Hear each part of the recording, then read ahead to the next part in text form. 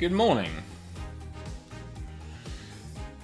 Yeah, at least I know what's been randomly unplugging at some points during the day. Hi Val, how's it going? And now I actually know how to restart my webcam on OBS without actually restarting OBS. I was really worried I'd have to restart the stream there, but yeah, good. I don't have to do that. Oh boy. We're gonna get straight into this pretty quickly, because me and Mina yapped, and it's now 11 o'clock my time, and I'm pretty sure I have a hard out at 3. So yeah, we're gonna have to get stuck in. Hello, Mina. Hello, Morphe.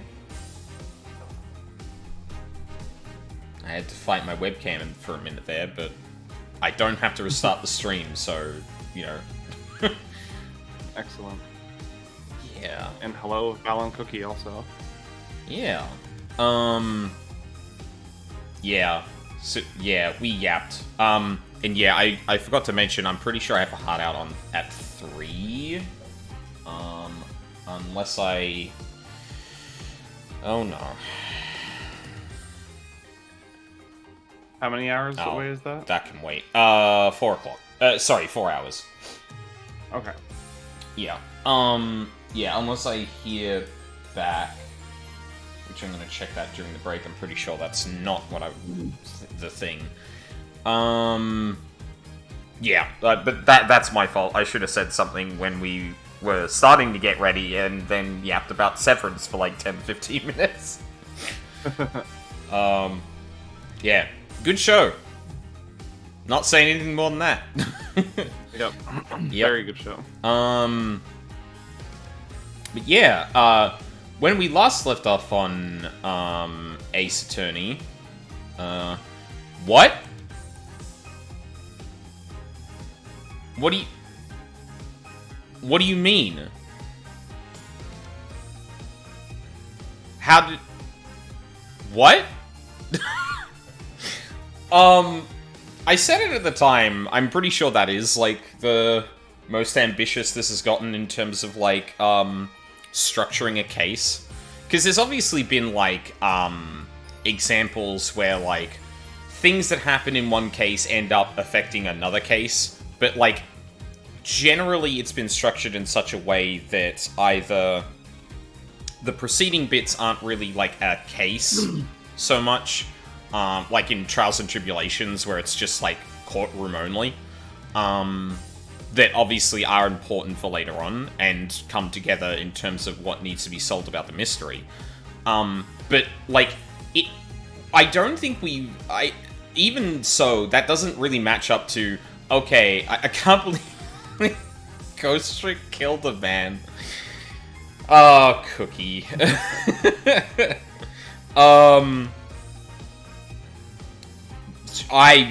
Wow, I'm glad I stopped myself. That was about to be a spoiler. But yeah, like, we haven't had a case that is literally split across, like, and it's, like, the entire case, not like, oh, case 1 actually matters for case A matters for case B, and we have to talk about case A in case B. But no, this is, like, this is the one mystery across 2 cases, and, yeah, they chose a hell of a fucking cliffhanger to... Oh, that's the wrong window I'm selecting. There we go. That's the one I wanted. Yeah. Alright. Wait. Oh, that was the autosave. Which was afterward. You know what? We're gonna watch the intro again. I'm pretty sure I saved there. Alright. Give us the monologue, Phoenix.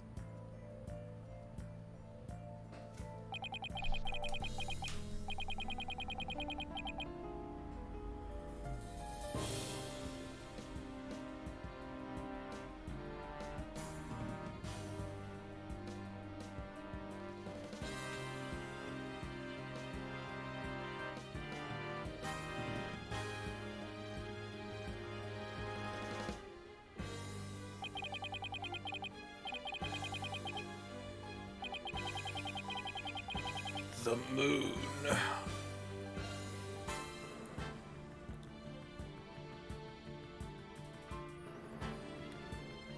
I'm gonna be honest, I can no longer tell if this is over dramatic. Because the anime scenes have been a little over dramatic in places. Mm-hmm. I can't tell if it is just over dramatic or the moon is going to come into this at some point.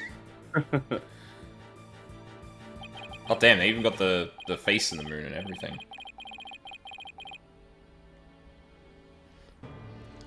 I'm also, like, worried that, like, this is gonna have something to do with Blackwell, or what we're gonna uncover is going to have something, or is gonna have to discuss what happened with Blackwell, and given the whole, like, oh, but isn't tomorrow, and then you shut your gob,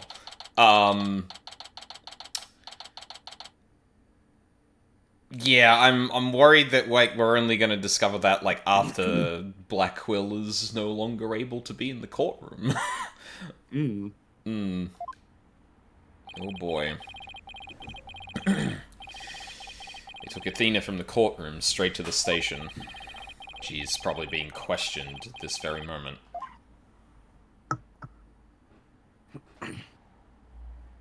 Family, family, family. All gone. After this past year, I took it for granted that those two would always be here. And now Apollo has gone off on his own to seek his own truth. And my pursuit of the truth only ended up with Athena becoming the new suspect. Some boss I turned out to be.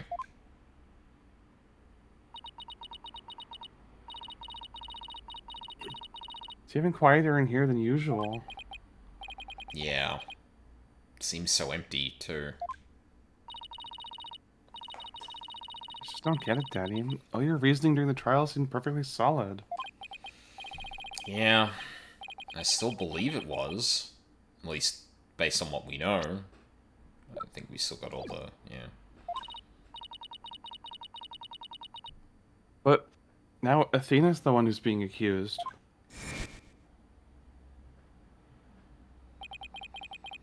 During the trial for the bombing and murder that occurred at the Cosmos Space Center, a lighter used by the real culprit was found. This lighter proved the defendant, Solomon Starbuck, innocent.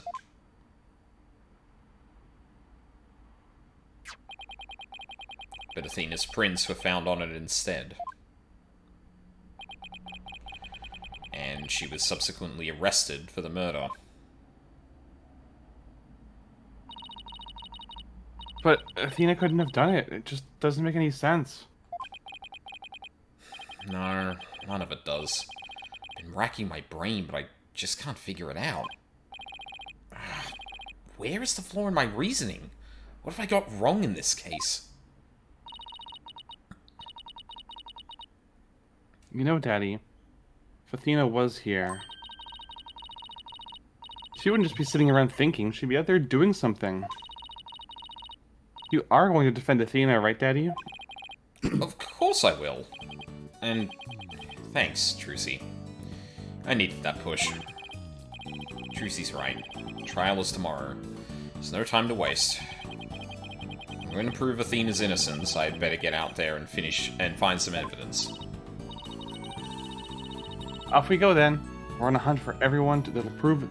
We're on a hunt for evidence that'll prove Athena's innocence. Great. But before we go, I'd better tidy up the evidence I have on hand. Oh, there it is.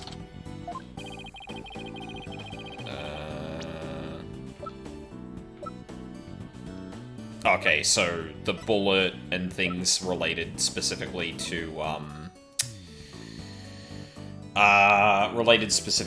Yuri has kind of gone, and we've just got the stuff that's pertaining to the murder specifically, because we kind of cut them, well, things like, yeah. Actually, it didn't cut out that much. Maybe like 3 or 4 pieces of evidence? Yeah, not a whole lot. Oh, I didn't read that last bit. Athena's probably still in the middle of being questioned, so Trucy's right. The thing to start with is talking to the people at the Space Center. Yeah. Boy, I hope we don't run into anyone suspicious. Like a woman who's abusing her robot.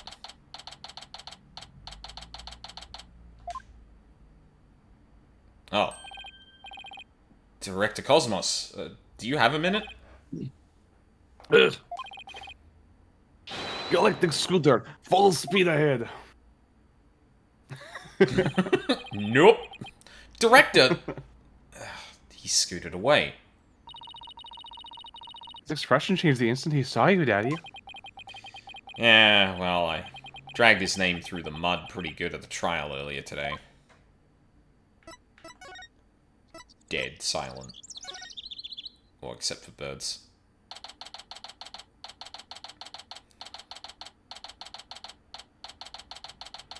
Oh, I didn't realize how cracked the, little, the circular piece of steel. We'll go with that, because a better term is escaping me. I didn't realize how cracked that thing is. Yeah, like the frame of the gyroscope device. Yeah, that's probably a better word for it. Thank you, Mina. You're welcome. We're only here yesterday.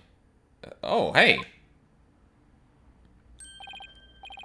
Mr. Starbuck, you've been released, huh? Yep, and I came straight here. This is all thanks to you and your team, Mr. Wright. You've given me a second chance to fly into space again. I can't thank you enough. Except...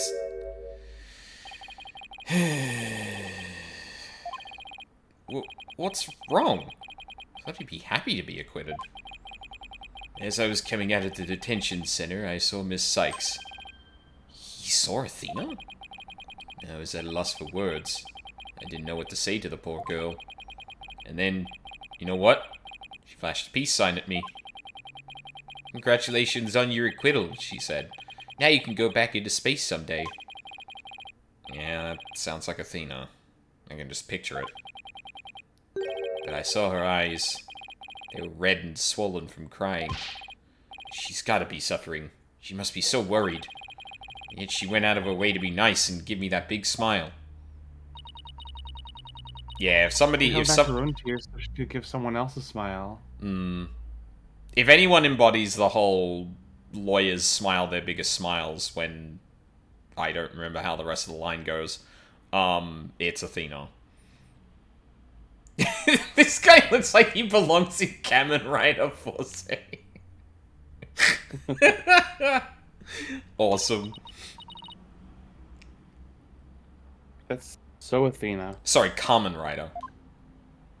Kamen Rider. Jesus. That's the most Aussie pronunciation of it possible. Thank you. There's no question about it. That girl is innocent. Please, Mr. Wright, you have to make sure she goes free. And they can put me in prison instead. I don't mind. We can't have that either, Mr. Starbuck. Don't worry, Mr. Starbuck. I'm going to give her the very best defense I can. I promise to get her acquitted. Just like I did for you. I know she'll be alright with you in her corner. I know you'll never give up on her. Apollo has a fine boss to look up to. Yeah, speaking of, where is Apollo? I still can't believe Launchpad 1 was switched with the Space Museum. What could have made Director Cosmos do such a thing? I haven't the foggiest idea. So there never was going to be a launch that day. Not from the very beginning. I wonder if Clay knew. I imagine he must have. Surely he would have noticed when you went aboard the rocket. It's pathetic to think I was the only one who got taken in. But I guess that's about how it goes. When you're worth less than space debris. Is he gonna be alright, Daddy? Yeah, maybe with a bit of therapy. His expression looks as dark as a black hole. Well, that's just how he is. About the murder. I didn't read that correctly and thought, like, wait, we're just repeating? Mr. Starbuck, do you remember anything about the murderer? Not really. I only saw a shadowy figure in the dark after all. Yeah, I guess that was a little too much to hope for. Hey, I heard something from the police, though. They said they never did find a .10 caliber gun down that trash chute. Just as I thought. The culprit must have carried it away with them when they escaped. So, was the person you saw holding a gun, Mr. Starbuck? I couldn't really tell. But it wasn't Athena, right? Could you tell if the person was male or female, tall or short? I can't even tell you that much. Man, I'm useless. When the culprit opened the door and some light came in, I should have been able to see the door. Oh, yes. As I recall, they opened this door here as they made their escape. The door to Launchpad 1, right? Yeah, except right now, the door leads to the Space Museum. I think it's neat that Trucy already has like a working knowledge of the case when she kind of steps in as assistant, which kind of implies that she's always there in the gallery watching, like she's able to follow along pretty easily. Mm-hmm. I like that she and her dad support each other. He attends all our magic shows and she attends all his courtroom cases. Yeah, exactly. You mean the launch pad and the Space Museum are switched right now? Yeah, they're trying to investigate the theory you came up with in court. So they're recreating the conditions, huh? I'd like to see what's beyond that door now. That's a neat way to allow us to, like, reuse this place, but still have evidence and stuff like that to look at. Mm-hmm. Mr. Starbuck, could you open this door for us? Sure. Just let me have my print scanned here. There's the 2. Switching the launch pads. Do the launch pads get switched back and forth a lot? Well, back when the Space Museum was Launchpad 2, they used to switch the pads around at times. But these days, Launchpad 2 is only used as a tourist attraction, right? Right, because, quite frankly, the Space Center needs the money. I hear you. Times sure are tough. Yeah, let's go check out what's beyond that door. Sure, let's go. Hey, why don't I come along? I can show you around. Okay. Whoa. Leaves. Those leaves. Mmm. Hey, what's that? Crunchy. Yep. Trucy just immediately leaps on them. Trucy, no, that's evidence! Huh? She turns over to him, and her mouth is full, and she's making crunch sounds. Oh no! Huh. I wonder what these dead leaves are doing here. Maybe they were stuck to the bottom of someone's shoes. There are lots of trees around the Space Center. She's right. It's a modern state-of-the-art building, but it's surrounded by trees. I don't know. If they were stuck to the bottom of somebody's shoes, wouldn't they look more crushed up? These don't look like they've been stepped on. Maybe there's some kind of secret hatch in the corridor and they came in that way?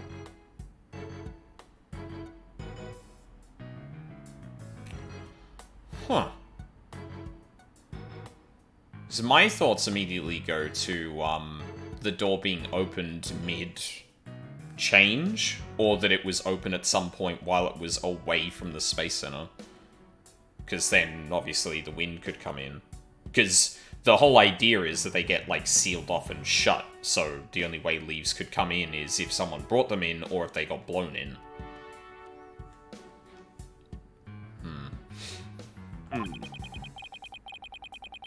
Not everything is set up like a magician's stage, you know? Okay. So this is another one of those devices for opening the door, huh? You need to be able to scan to get back in? Huh. Oh. Then what? Okay. Yep. This one doesn't require fingerprint verification. You just hit the button and open sesame. So when you and Play went through here, you didn't need to show your prints either? That's right, Trucy. Just like how the culprit didn't need to scan their prints when they escaped back out of the Space Museum corridor into Boarding Lounge 2. Print authentication isn't required from the launch pad side. Yeah, yeah, makes sense. Well, I don't see anything else that jumps out at me. I imagine this corridor is built exactly like the Launchpad 1 corridor, so I will absolutely not turn around and confirm as such.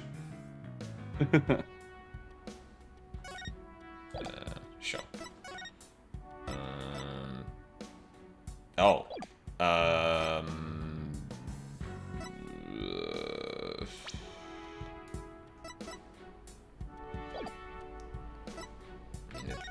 Not many other places I can walk around. We can go back to the entrance and... Oh, okay. Alright.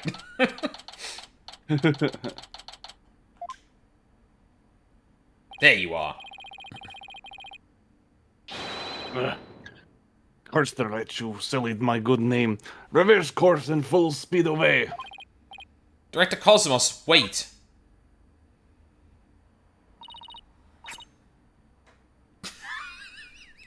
I'll handle this, Daddy. Take that. The mobility system has been compromised. That was a fleshy sound effect that needed the goddamn... Yeah, one of his tires. Okay. Jesus Christ, Trucy. I mean, I guess she is a magician. That is a whole thing. Trucy's knife throw was a direct hit to one of his tires. And the streak continues. The streak. Maybe I should have kept a closer watch on what tricks she's been practicing. He's like, what the fuck do you mean streak? What have you been throwing knives at in our house? I was about to make a joke about Phoenix owning a car, but... I don't know. I don't think he has the money for it, honestly. My dear old battleship, we fought many a skirmish together. It has been an honor. Daddy's gonna blow that thing up. Nah, I bet all that button will do is make it go haywire again.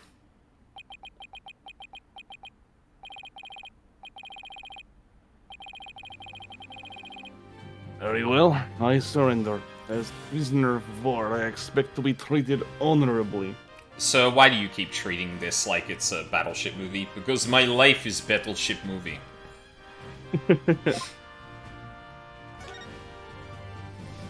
Switching the launch pads. Director Cosmos, when you were talking in court about switching the launch pads, you used your right to remain silent about the reason as to why.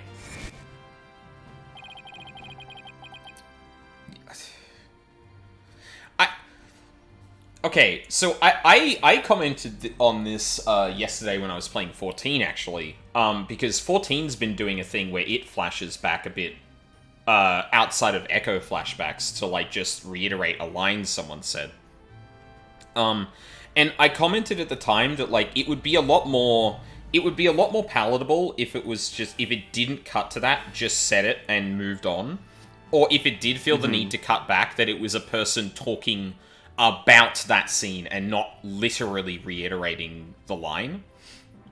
And whilst I think 14 can get away with it because it doesn't really do it that often, Jesus Christ. Like, we had a bit of this earlier in this case, where it went like, where it was Phoenix talking about the things that had happened, not having the lines literally repeated.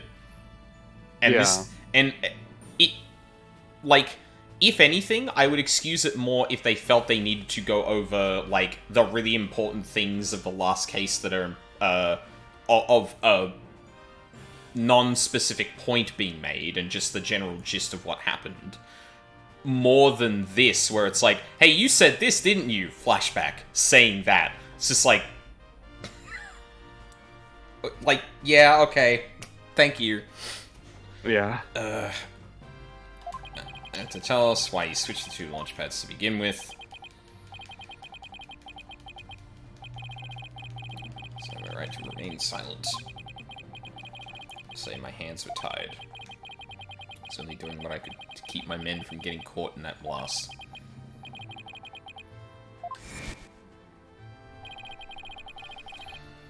The center of the cosmos is shrouded in mystery, but I don't have any secrets left. Now that my battleship has been destroyed and I have been taken prisoner. Oh dear. No secrets left, huh? I beg to differ. Looks like I'll have to undo his psyche locks if I want to get to the bottom of this. Alright, Take that! give this a shot.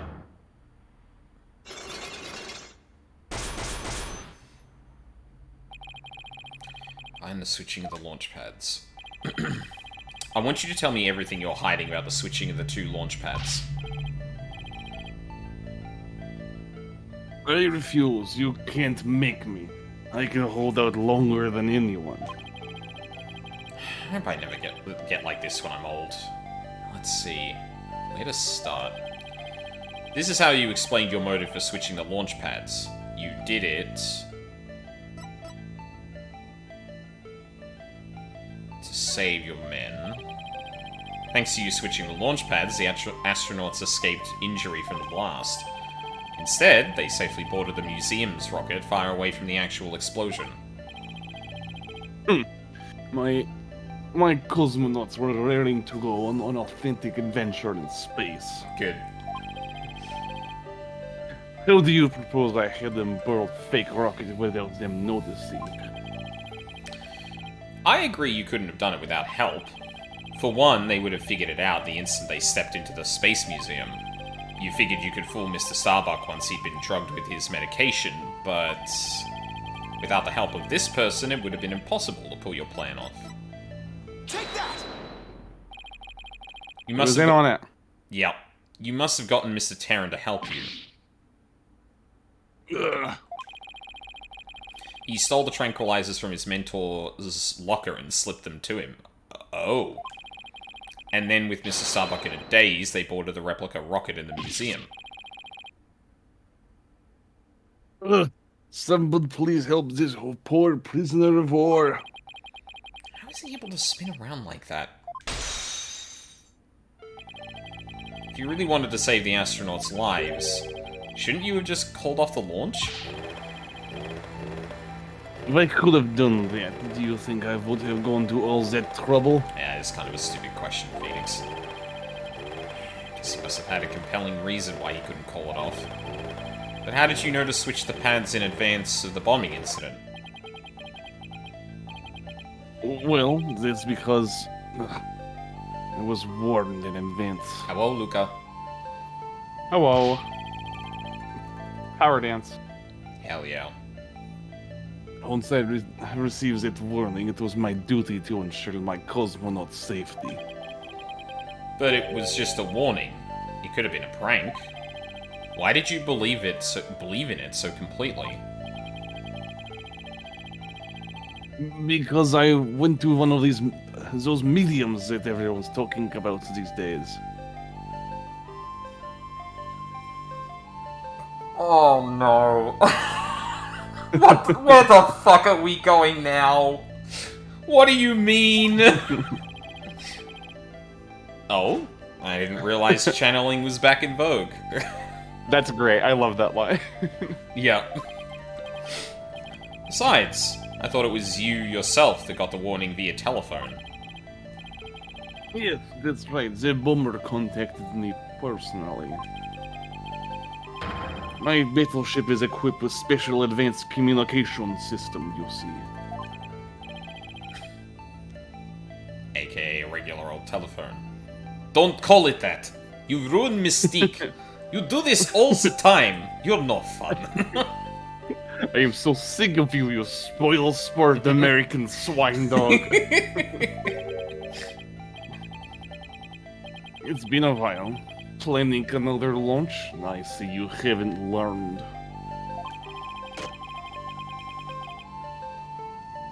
I'll never forget the terror I felt when I received that call. The bomber said, "It's been a while." And that was enough to make you take the threat seriously. Perhaps the Director Cosmos took the threat so seriously because the Space Center had been involved in a bombing once before. Maybe the culprit in the current case is the same person who was involved in the incident? In this incident? The Hat 2 bombing is the thing we're talking about right now, right? Yeah. Yeah. So, and, well, I mean, we know who did the courtroom bombing was afterward, so it has to be this. Wait, the courtroom bombing was after the Hat 2 bombing, right? Yes, the Hat 2 bombing happened first, and then the courtroom number 4 bombing happened, during the trial for the Hat 2 bombing. Just did the 7.2 trial. Yep. Have fun with the raids.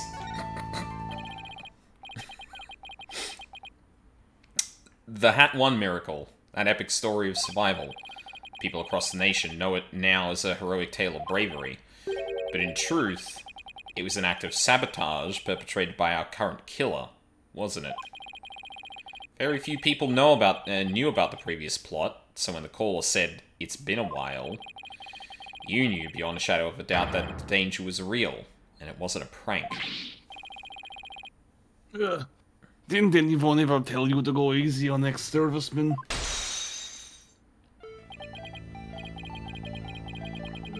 Nah. The Hat 1 miracle was really a desperate battle against an act of sabotage. I even lost the life of one of my staff members in the fight. Here we go. Sabotage, murder. So this is the ugly truth behind the Hat 1 miracle. I let my guard down. I thought the saboteur had been caught and that the case was closed. Huh? Wait a minute. The murder at the Space Center 7 years ago. This must be the person Director Cosmos thought was the culprit. Oh, shut up.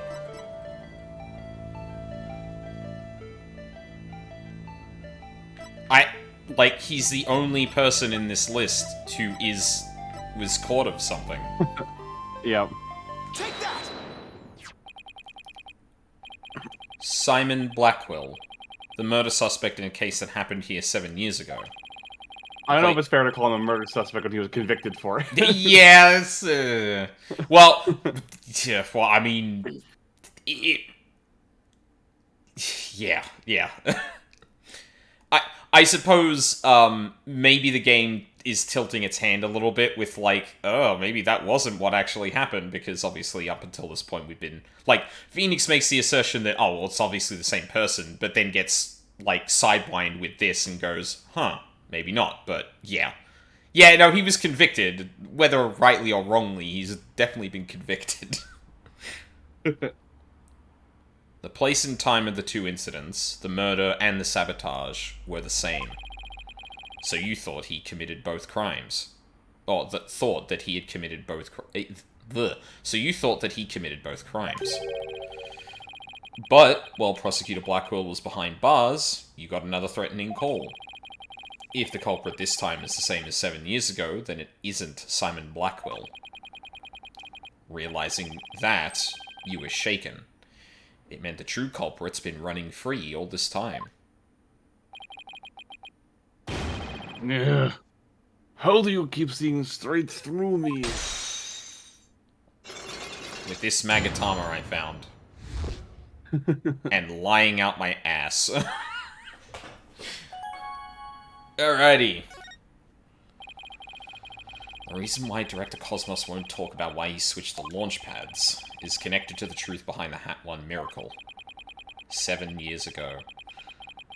Sabotage and murder. Why did I even make that joke when it was gonna... Cool.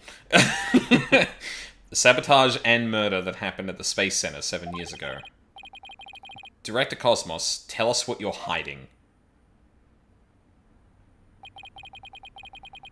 If you really want to understand the reason I decided to switch the launch pads,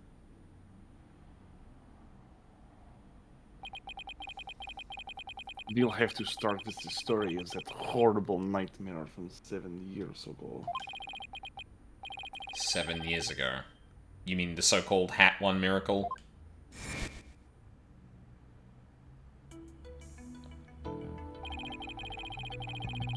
Get ready for a lot of important exposition delivered in comedy USSR voice. Oh boy!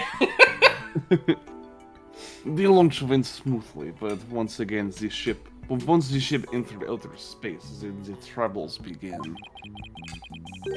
It was all the handiwork of a certain person, their evil scheme.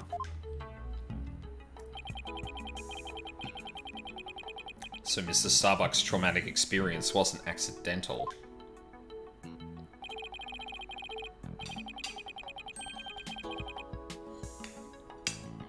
Not only that, but before the launch, a very valuable piece of moon rock was stolen.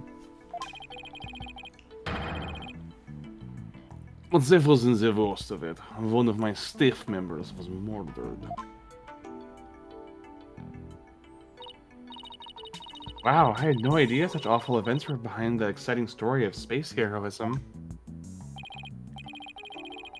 All that in spite of the Space Center having very strict security in those days. All personal effects were examined thoroughly, coming or going. You couldn't even smuggle the withered old leaf through those checkpoints. Oddly specific. So, do you have any clue who was responsible for the sabotage? At very least, I know it wasn't Simon Blackwell. I don't know enough to identify the true culprit, but it's clear what that person is. To put it simply, a spy. A spy? You mean someone who infiltrates a foreign country? Like Spy Fox? Was it Spy Fox? It was Spy Fox, wasn't it? Carries out dangerous missions and always gets the girl? Someone's watching way too many late-night movies. And playing too much Spy Fox. Well, I guess if we're talking about blowing up a rocket and stealing research material, it's not at all surprising that a spy could be behind it all.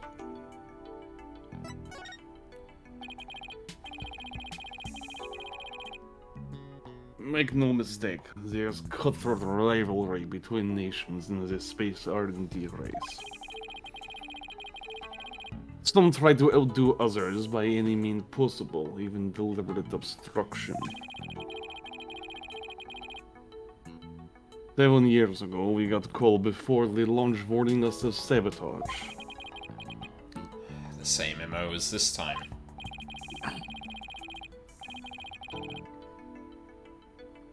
Yes, and here I thought the perpetrator had been caught, but it looks like I was wrong. Prosecutor Blackwell seems more like a ninja than a spy, don't you think? Aren't ninjas and spies basically the same thing? More or less. There's overlap. Yeah. But there's good reason we failed to find the real spy. A massive cover-up by the government. Hello, Charles.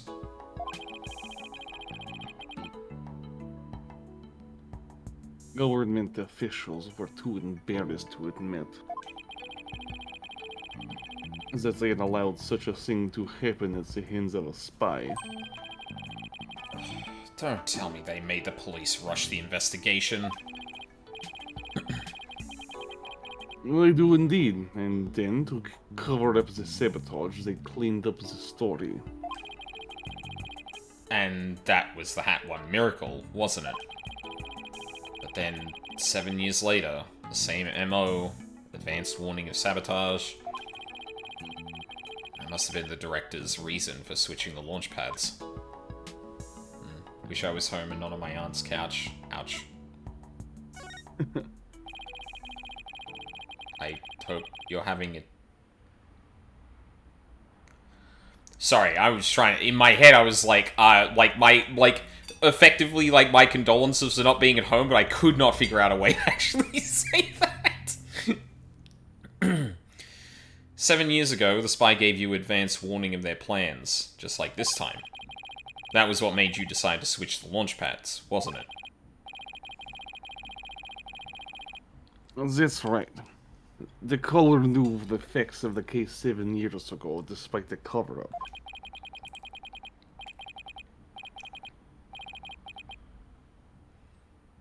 They knew about the sabotage, the moon rock, the murder,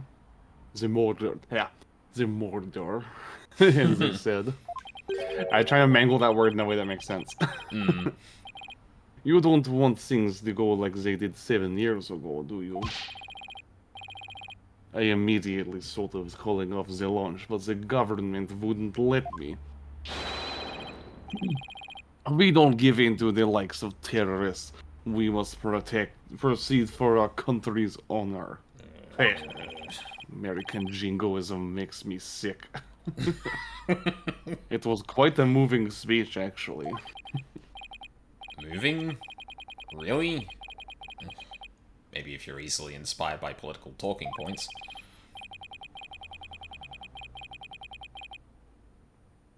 But I knew the truth. We had been warned, which meant the danger was very, very real.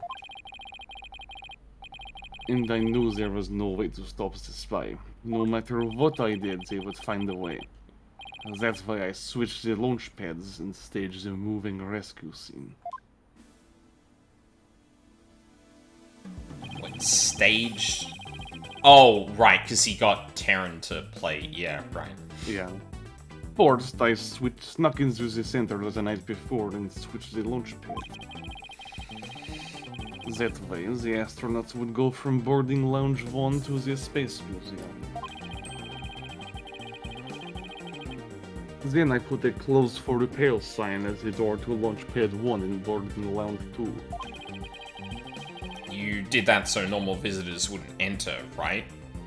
What else did you do?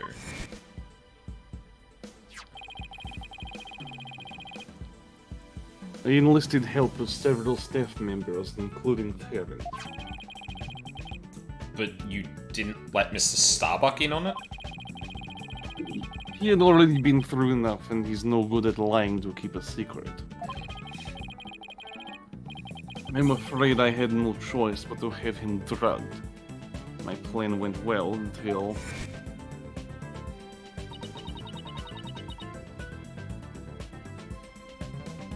Space murder, huh? So they knew. After the culprit made their escape, I switched the launch pads back. I did it in such a way that no one would find out. But after all that effort, Terran is dead, and the Hat 2 was destroyed. And the Hope capsule, which had returned to us only recently, was also lost in that blast. My home, the center of the cosmos. My beautiful Cosmos Space Center is done for. Wait, what do you mean by the Hope capsule was lost in that blast? I thought that the Hope capsule was found at the scene of, at the crime scene with Mr. Terran.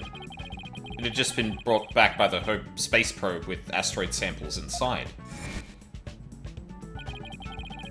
So, what kind of samples are they? What's in them? Samples scheduled for analysis in the near future. You know what? We probably should have voiced this one because it's at least like some information, but fuck it. Yeah, that's fine. We haven't had time since they just came back the day before Terran's murder.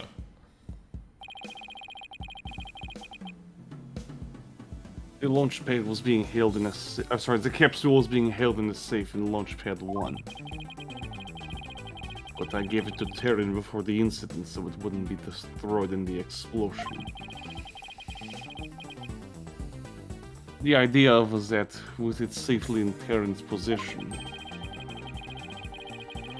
he could make it look like he rescued it during the stage miraculous escape. But our precious research materials, and I'd have lost to that explosion anyway. But I thought Clay was supposed to keep it safe. You misunderstand. The launchpad explosion wasn't the one the capsule was lost to. It was lost after the police confiscated it as evidence. What the fuck? It was the courtroom bombing from the other day.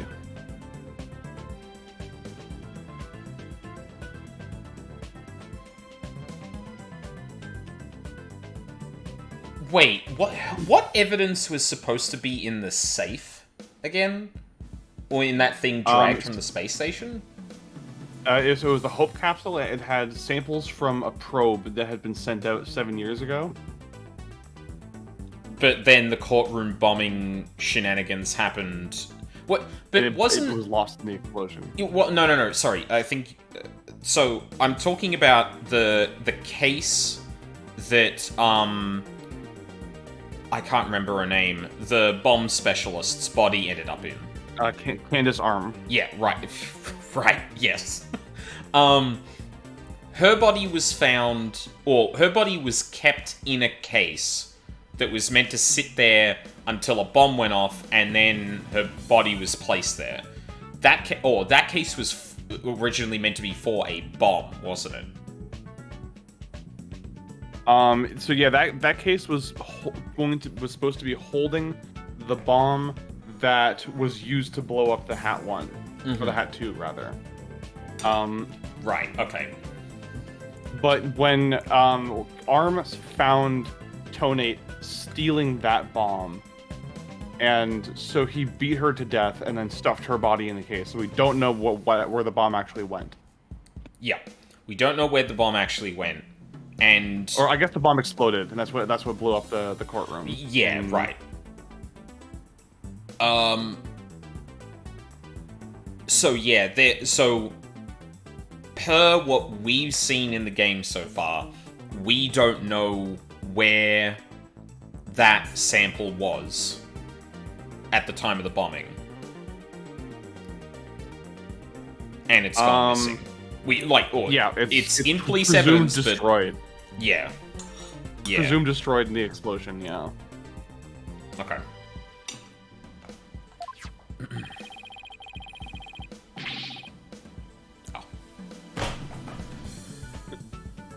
The capsule was there in the courtroom as evidence and was blown to smithereens. Just press A.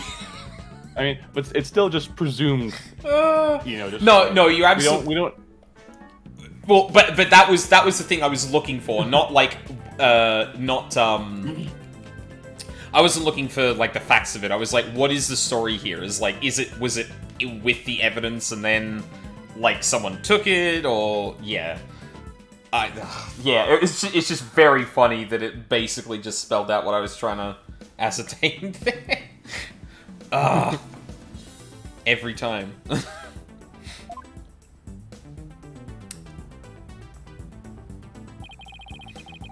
Yet another casualty of the blast.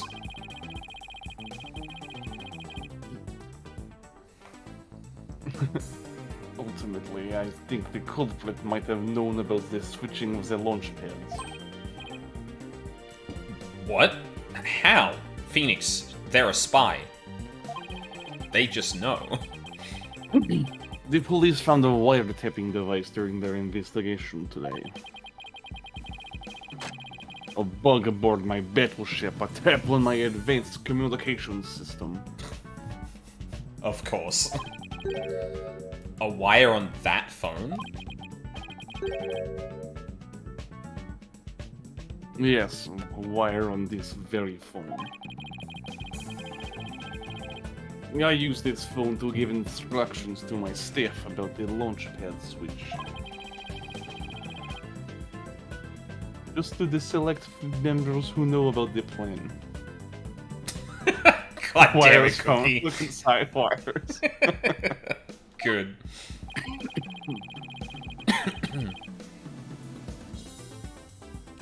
Just before the incident, staff members were coming in and out of Launchpad 1.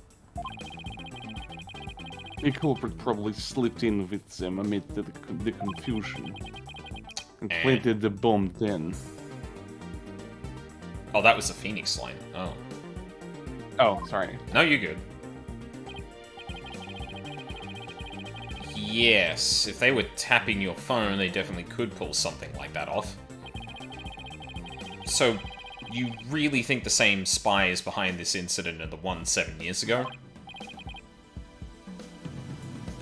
Yes, I'm sure of it.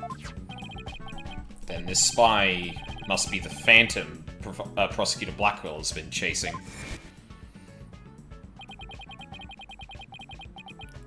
Okay, we don't need this one, I think. Phantom of 7 years past continues even still, yeah. Does that case happen right here in the very Space Center, too? So, if we can find this Phantom... That's right. We can clear Athena's name. And then there's a matter of Prosecutor Blackwell, too. What about him?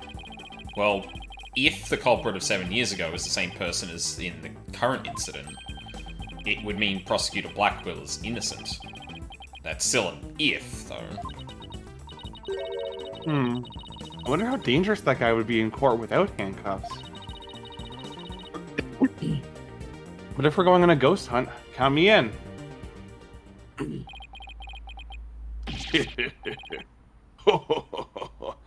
It's all over for me. Spin, spin, whirl, twirl. I am done for.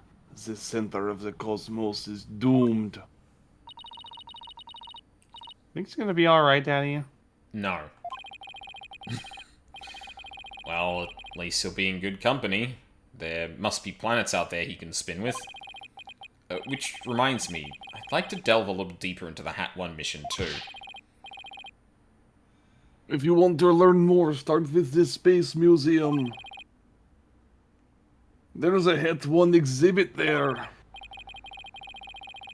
Oh, don't mind me. I'll just keep spinning here and see how the cosmos unfolds. It's like he achieved spiritual enlightenment or something. I'm sure he'll stop when he gets dizzy. Let's go visit the Space Museum. Yes! Good! I was about to say, if you don't let this man spin in this menu, I would be disappointed. Okay, I need to see one thing, though. I move back there. Oh.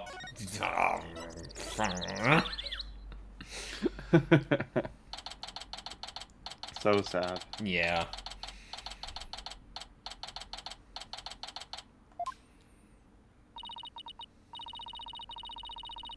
Let's see, where's the exhibit on the launch 7 years ago?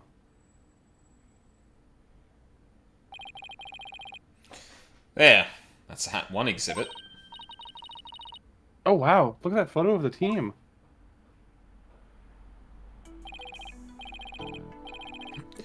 There's Clay, and Mr. Starbuck, Director Cosmos, Aura Blackwell, and even Ponko. But I've never seen the woman on the right before. Everybody looks so happy. Well, except for Director Cosmos. Stone-faced as ever. Let's check out the newspaper article, too. What the fuck? Hat 1 launch imminent, and there's a photo of the Hope space probe. I guess it's only natural it doesn't talk about the murder or the sabotage. They really were keeping it a secret, just like the director said. Yeah, we got actual camera work happening in 7.2, what the hell? Yeah, yeah. Like, Hell, like, at the very beginning of that patch, there's a moment where they show, like, a literal montage without, like, the camera cutting or anything like that. It's just, like, characters are all in one position doing one action, and then they all disappear, they all fade out and reappear doing something else. Like, they're improving their craft still. Like, I'm honestly kind of impressed by the little touches like that. 7.2's been a good patch, if anyone hasn't, if anyone is 14 inclined and hasn't played it yet. Maybe 14 will finally be good. Yeah.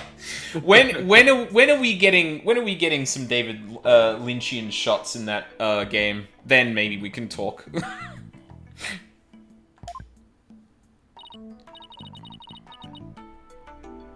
Danny, take a look at that jacket. Alize talking backwards. It must be the Hat 1 team's uniform jacket. Same design as the one Apollo was wearing, the one that belonged to Clay. Actual jacket worn by a Hat 1 team member, it says. Not a replica, huh? I wonder if it was Mr. Starbucks. Hey, are we gonna... We're really not gonna talk about that, are we? Oh, hello? Ah. Oh, Miss Woods. What brings you here? I heard Thena got arrested, so I've been looking for you, Mr. Wright. I thought you might be here at the scene. You must be so worried. But rest assured, I'm going to do my very best to defend her. Athena's going through such a hard time. I hope she doesn't lose heart. Even just coming back to this place must have been really difficult for her. Huh? You mean the Cosmos Space Center? What, you didn't know? She used to live here when she was a little girl. She did? No, I didn't know. No wonder she knew so much. Miss Woods, could you tell me more in detail? Yeah, I'm... Bought chickens. Yeah, I mean, on one hand, it makes sense that Phoenix was just like, oh, I wouldn't have read that from her, especially the way that Athena can very much put on a face and, well, I mean, she is a bit hot-headed and shows her emotions a lot in some circumstances, but I believe that she could conceal something like this. There was a second point to that. Oh yeah, but then there's Phoenix being like, oh yeah, I wonder why this random woman who we just met knows Athena already and talks about her like she has a past here. Anyway. I'm not going to unpack that, and you can't make me. Yep. I'm sure that'll come up later. Athena's mom worked here. Oh, no. If I remember right, she was a doctor of psychology or something like that. But why was a psychology specialist working at a space research facility? I don't really know. I mean, to be real, you do want to check on the mental health of anyone going into space. Yeah. But I do know that she lived and worked here, so Athena lived here too. So it was far from Athena's first time here. Wonder why she didn't mention it. She probably didn't want to talk about it. I saw that one astronaut episode of X-Files, they need a psychologist real. I think I've actually seen that one. It's one of the few I've seen, although don't ask me to tell you what happens in it. It's been too long. This place is connected to a very sad memory for her. Sad memory. It's like this guy possessed with a ghost from Mars. Yep. Something like that. A sad memory. Sad is certainly a word for that, by the way. Can you tell me about it? There was a terrible incident here. It was 7 years ago. Same time frame as the Hat 1 launch. Athena's mom in the robotics lab. She was murdered. What? After it happened, Athena stopped coming to school. Poor Athena. All this time she never let on at all.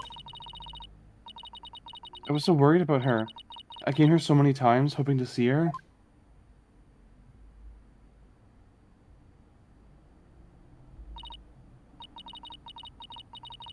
But I never saw her again. Oh, listen to this sad version of her theme. Oh my god. After a while, we started exchanging letters. But I didn't get to see her face to face for 7 long years.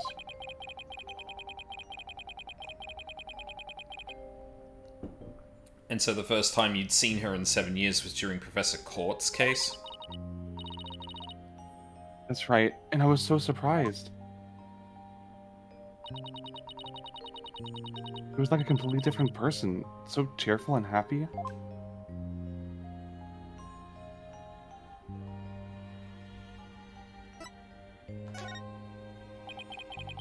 What was Athena like as a child? She was very sensitive and kind. She didn't talk very much. She liked to draw and paint at home. That's completely different from the Athena we know now. I can't even picture it. Yeah, it's called she's trans. She became a lot happier when she found out. Also traumatized. Yeah. I mean, even before that, though. Yeah, I suppose. Yeah. Yeah, Ace Attorney is so good at this. I love it when they take a character's motif and do a sad version of it. Hmm. She never left the Space Center much because she was very sensitive to other people's emotions. When she went to crowded places, she'd get dizzy from all the emotions flying around. That's just autism, baby. Mm-hmm. Or you're a... Actually, I don't know if that's a spoiler for a game I was just thinking of. I'm not going to say that. Mega empath. Yeah. It must be hard to hear people's hearts as well as their voices.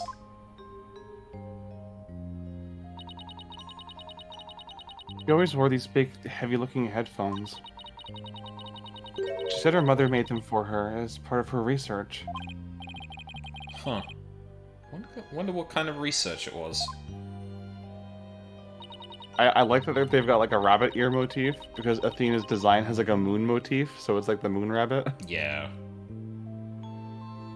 And I think it works extra well because if I'm remembering correctly, Athena's mom in the Japanese version is actually named Kaguya, like after the Moon Princess. Oh, wow. Okay, correct me if I'm wrong. I know one of them is named Kaguya, but I can't remember which one. Because of her special ability, Athena couldn't handle being in school very often. And I was always out sick because of my weak constitution. Maybe that's why we became such good friends. We used to play together here at the Space Center a lot. It brings back memories. Sounds like Athena's mother played a big role here at the Space Center. Ooh, Daddy, show her that picture. Atta girl. Good idea. Did we actually get that in our court record? Oh, no. Yeah, okay, I suppose we technically did. Right.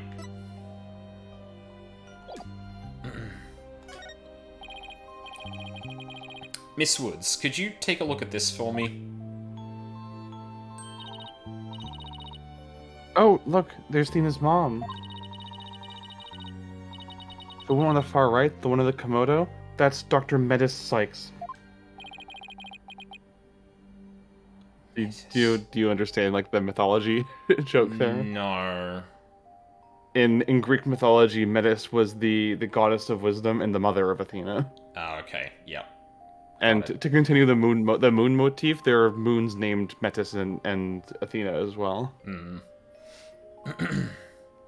Athena's mother's murder. Did it by any chance have any connection to the Hat 1 launch? What? Why, yes, it did. As I recall, it happened on the same day before the launch. Just as I suspected.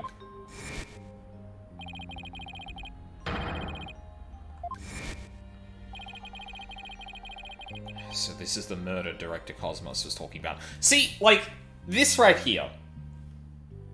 You cut to Cosmos with his, doing the fucking Gendo pose, and then you just have this text on it. So this is the murder Director Cosmos was talking about.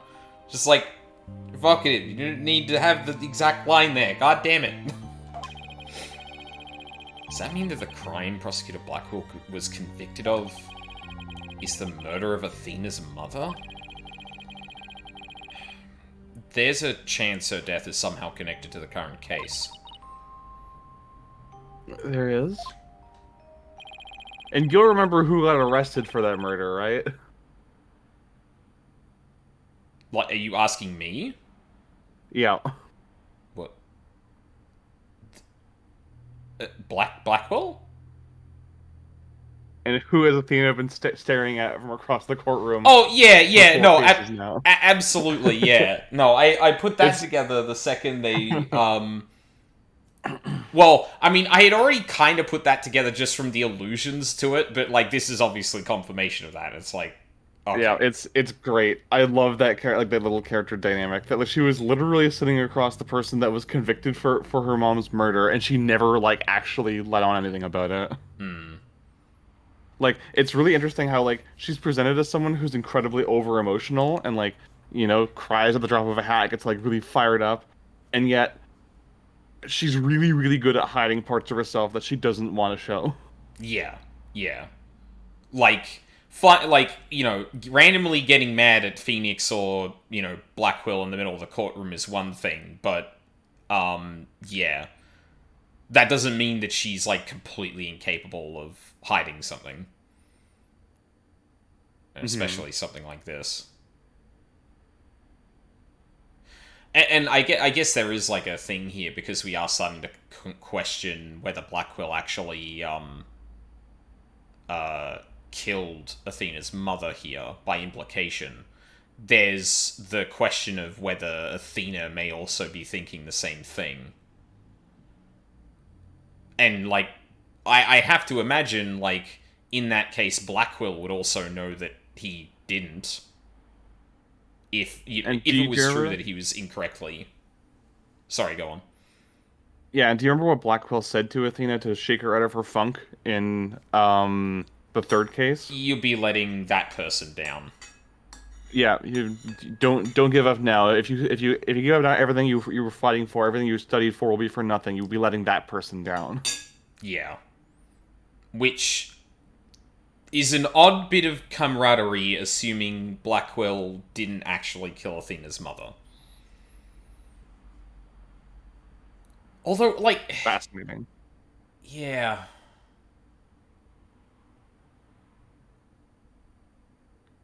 Raises a lot of questions about, like, how Blackwell's been acting, I think. Although, I guess it does also explain why he wants to get everything over quickly, because, like, he wants to find this Phantom, because, yeah. Like, his life is kind of on the line. Thank you for all your help, Miss Woods. And please, try not to worry. I won't let anything happen to Athena. Thank you, Mr. Wright. I know you'll take good care of her. So we need to investigate the robotics lab and also talk to Athena. We've got our plates full, Daddy. I hope we can fit it all in before the day is through. The detention center first, then. We have to see Athena before visiting hours are over. Oh boy.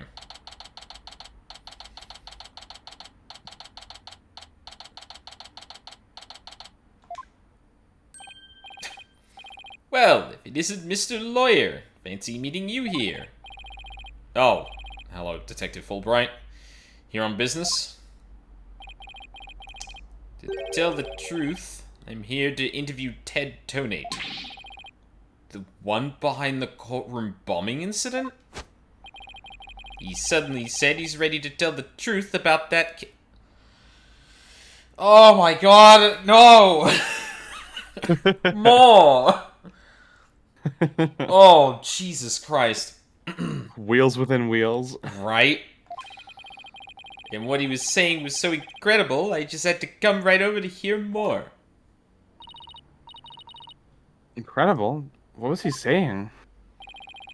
Why don't you hang around and hear it for yourself?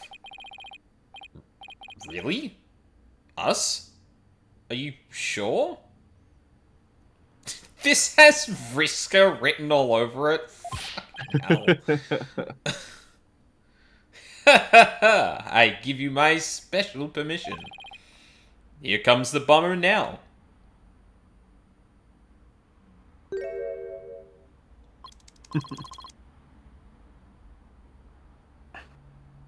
Were you the one who was voicing Tonate? So we split it. You were doing the text-to-speech, and I was doing his actual speaking voice. Oh, okay, gotcha. You, what nerve you have to come here? You're here to laugh at me, I suppose. Like I waste my breath on you. After all, you're the one who assaulted Apollo and put him in the hospital. Violence? No. Question? Okay. No violence. Too bad Apollo didn't get a chance to say that before you attacked him. Fine. And just answer me this, Mr. Tonate. What is this truth of yours about the courtroom you blew up? No, I didn't do it. I didn't blow up the courtroom. When I killed Detective Arm, there was another person in the room. What are you talking about? Who else could have been there? The fuck do you mean? Shut up! Oh!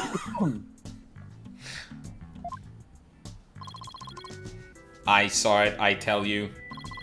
I saw someone's hand as they were stealing the remote switch. The fuck do you mean?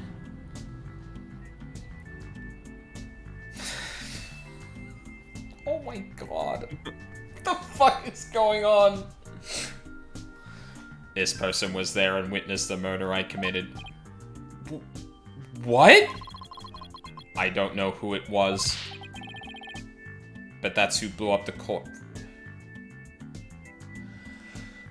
That's who blew up the courtroom. Okay, rewind a second. So, the resolution of that case was that Tonate killed Candace.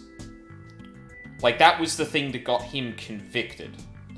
Yes. However, the inciting incident was... Oh, okay. Wait, no. Sorry.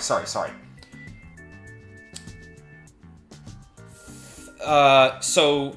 The Hat 2 incident happens, and then we go to court with Apollo and Athena. During that court case, Tonate runs in saying that a bomb is about to go off. Candace's body was in the bomb case already. And he's claiming that that explosion was not set off by him. Yes. So he just if I accept that as true, he saw that he somehow found out that was going to happen. He claims he heard the bomb get reactivated. Right. Okay. Yeah. Then he warns the courtroom and uses the explosion and everything else to try and hide his murder of Candace. Yeah, so it was more opportunism than he was blowing up the courtroom solely to hide, to be able to, like, frame someone else for murdering Arm. Yep. And if the outcome of that was the either real or presumed destruction of the moon rock, then that might line up. And that means, if that's true, that also means that Ted's not a bad guy. Because he could have just ran and let everyone else die in the explosion. Like, he actually did save people.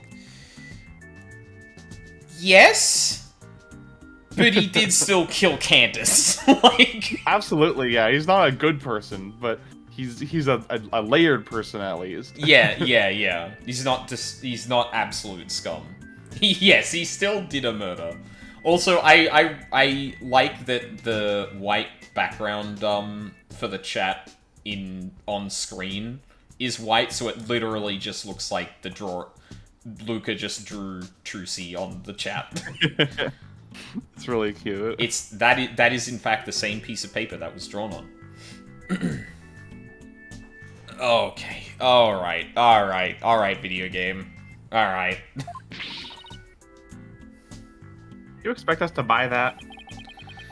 Easy there, Trucy. I don't see any psyche locks. So I guess he must not be lying.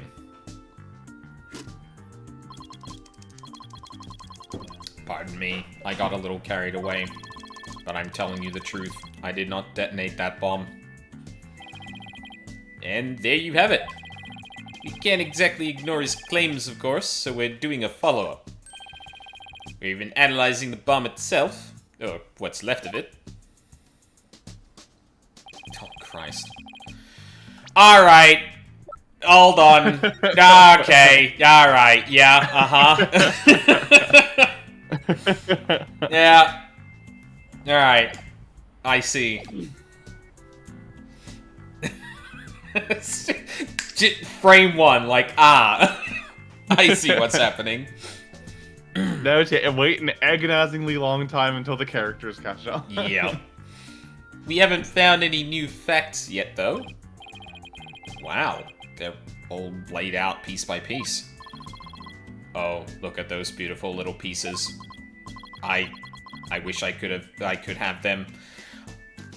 Honestly, I kind of wish Ted here, like, actually clocked onto this, and everyone was like, okay, yeah, whatever, Ted. Like, he's spinning high tails, and everyone's like, okay, you don't need to butter us up that much, like, take him away. And then later on, they're like, oh, wait a minute,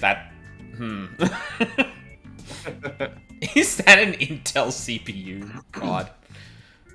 No, oh my god.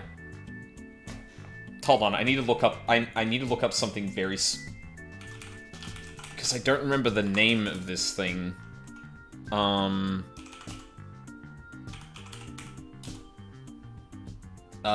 Yes. The, bottom center, 11D, looks like the main character from Space Station Silicon Valley. Maybe that's a joke just for me, but you know what? Fuck it. That's a game where, like, you control it. You know what it's kind of like? This would probably resonate with people. I should not have taken off my goddamn headphones. What? Oh god, I forget the name of the game. The game that the oof sound came from. Messiah. Messiah, that's the one. It's a kind of like Messiah, where except you're a computer chip on, like, a space station that has a lot of artificial life on it, and you can jump into different characters and have different abilities, and it's basically a platformer in that way. I just... core memory unlocked. A type of game referred to as a slitterhead-like. You know what? Yeah. It is kind of a slitterhead-like. Why noise about Messiah now? Uh-oh. Looks like his geek switch has been activated.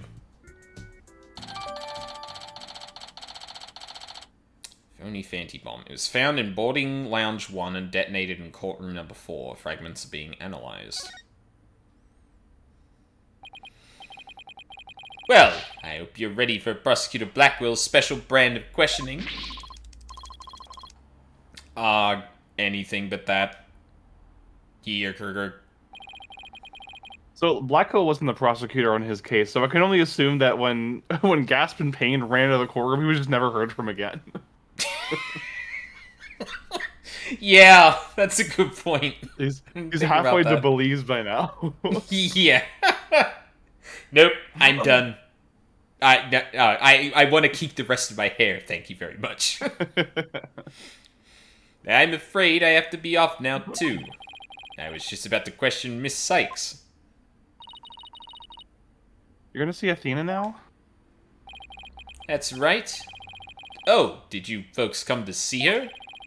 Sorry for the trouble, but could you come back later? Well, off I go.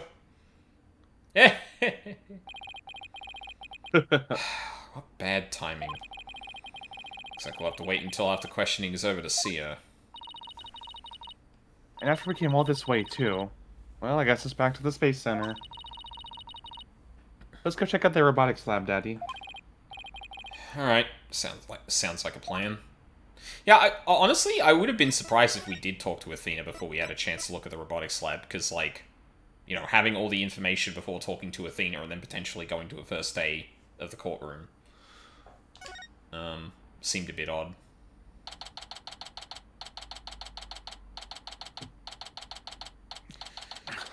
Oh, man. The fact that this was Athena's mum's stuff, and then, like, Aura is just, like, manhandling all her or one particular robot, I guess, but... Ugh.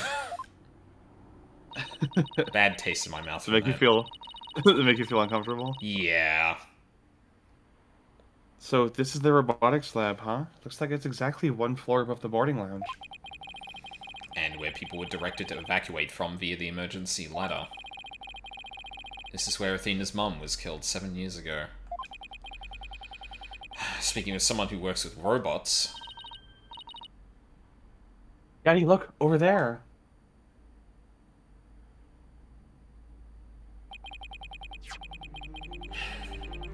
So they plan to use this bag to carry the capsule, is that right?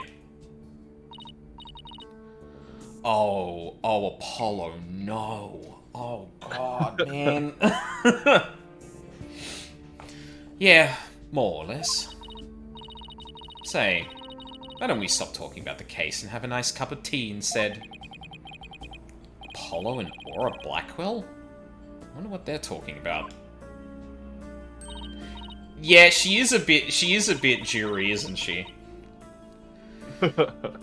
Well, come to spoil our fun. Just was when I was enjoying our alone time. Trucy and Mr. Wright. If it's Apollo you want, you can't have him. He said he's investigating on his own. And I respect his wishes. We just came to investigate this lab. Well, this is my lab, so you'll need my permission if you want to do any snooping. Ugh. Rancid. Fucking hate this woman. Have you considered, though? She's very attractive. That was not a no. Look at those two specific creases on the front of her top. The character designer knew what the fuck they were doing. Yeah, they do. They did. He's just fucking box labeled emergency labeled. Did I say nabled? Named labeled. Emergency ladder in the corner. Anyway. Also a portrait of Athena's mother on the desk. Yeah, because we know she used the emergency ladder, remember? She testified to that? That's how she saw into the boarding lounge? Yeah, the ladder that she was using exactly at 10 o'clock. Yeah, no, we know that, yeah. Well, if he likes Tokiko, there's no way he doesn't like Aura. Okay, I will say, listen, I love evil women. I really do. there is one particular brand that I do not like. And it's one of those things where it goes from extremely attracted to absolutely not attracted to at all. And it's being mean or cruel to, like, specifically, weak people, or people that it would be, like, especially cruel to be cruel to. Like, you want to be cruel to me, that's one thing. You're being cruel to this fucking robot that can't actually do anything about it, can't fight you or anything like that? Nah. Like, I think the one that made me realize that the most was actually Tharja from Fire Emblem. Because Tharja hot. And then I learned about Tharja. No. Like, how the way she traumatized her own daughter. Yeah, like Chikara level bad, in my opinion. But yeah, like, that's the weird thing, is, like, I have, like, Tokiko, yeah, absolutely. God damn it, that woman's hot. So is Aura, but, like, this right here just makes me go, ugh. Do you think those robots feel 10 times worse pain in slow motion like claptraps? Probably. I mean, they essentially... Yeah, I don't want to talk about this anymore. It's going to make me feel even worse. Ugh. But yes, there is... Like, even my evil woman liking has limits, and unfortunately, this is extremely close to that. Like, it's not quite as bad as, like... I want to be the robot. Yeah, see, I have a thing about, like, I don't even know how to describe it. I think it's, like, non-consensual. Like, there's a line for that, and when it's, like, playful, like, oh no, don't get me, like, that's one thing, and obviously, you know, fantasy and whatnot. But there's a specific flavor to a sentient person deliberately crossing that line without a care in the goddamn world that, like, immediately flips that entire thing for me. Yeah. Anyway, this is getting a bit too personal. I heard about that. I heard about the trial. You made mincemeat out of the director. And suddenly, Starbuck was out, and your little subordinate, the princess, was in. Case closed. And they all lived happily ever after. Daddy, say something to her. And I suppose you're going to defend the princess in court, am I right? Princess, huh? Guess she's talking about Athena. Of course.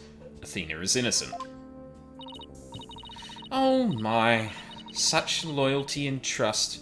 She seems pretty suspicious to me, though. The emotionally unstable princess. There's the culprit for you. Don't you agree, Apollo?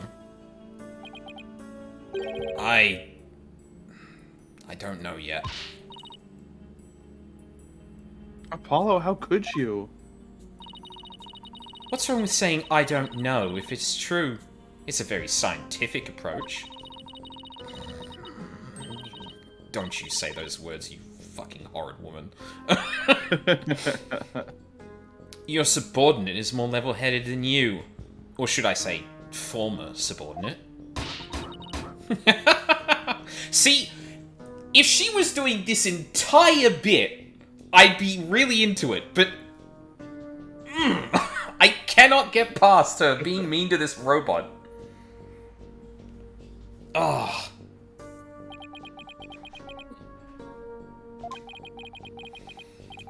I can't believe it. Does Apollo really suspect Athena? Yeah, all this laughing has worn me out. Your turn to say something, hunk of junk. Who was doing Clonko again? Was that me? It was me. Okay. You're doing Ponko. Right, you're right. Mr. Terran, you look pale. Shall I help you to the sickbay? Mr. Terran? But that's Apollo you're talking to. Oh, this hunk of junk is mistaking Apollo for Clay. Maybe Apollo is possessed by Clay's ghost? Mr. Terran, how are your injuries? Mr.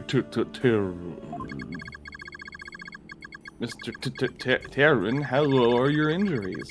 Mr.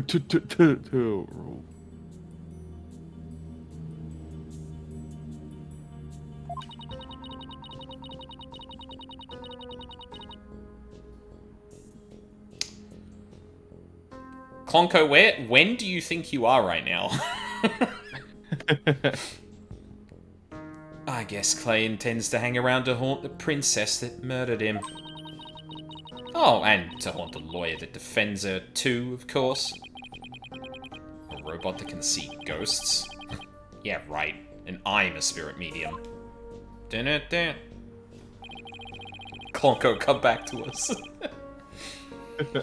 Sorry, but apparently scientists just don't tell very frightening ghost stories. I intend to defend Athena, no matter what you have to say about it.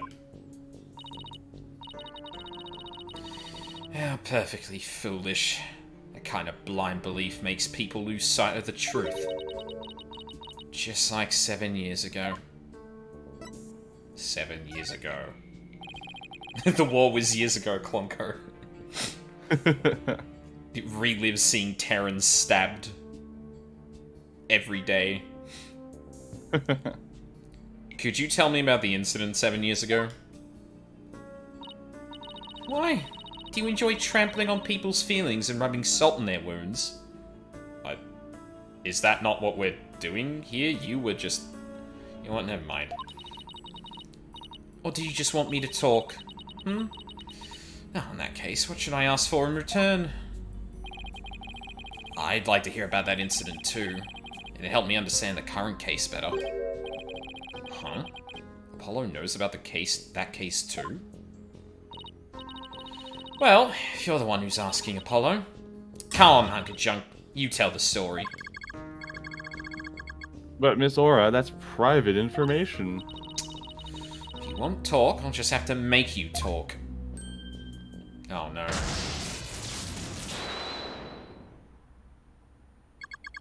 Rancid woman. Yes, who cares about personal privacy? Not me. Oh no, she engaged his... She turned off his good boy circuits and switched them for cruelty batteries. Awesome. Shut up, blast processing! I am ready to utilize my blast processing abilities to impart all available information. Wow, what a magic trick. He's like a completely different robot now. The bodies of all the robots that come through this lab were designed by Miss Aura. I was born 7 years ago. Miss Aura was much, much younger then. Yikes. Better watch what you say if you don't want to get recycled, Clonker. And then our hearts were created by that great genius, Dr. Metis Sykes. Hearts? Robots with hearts? Can you even make such a thing? Emotions are not irrational things. Our logic and our hearts can be integrated. The two navigational companions created by Miss Aura and Dr. Metis transcend humans. So, I can't quite tell because of the frame rate, but it feels like the arms... I can't tell if they're like, Oh, I don't even know what to describe what I'm looking at. So, like, closer to the shoulder, it looks like complete kind of cycles. But especially out on the edge, it looks like at some point when it's going backward, it's actually getting...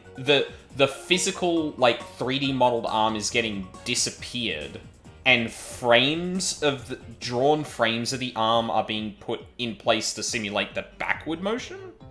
Yeah, I think that's the case, yeah. Yeah, because, like, when it's close... To make it look like it's spinning faster. Exactly. When it's close, it's a lot cleaner, but in the back, it looks, like, a little pixelated, and, like, it's always the exact same position. Or it's, like, static. Despite the fact that the arm is, like, kind of moving back and forth in the background, like, it doesn't actually change any of the perspective at all. They're doing a splat almost. Yeah, exactly. Yep. Ah!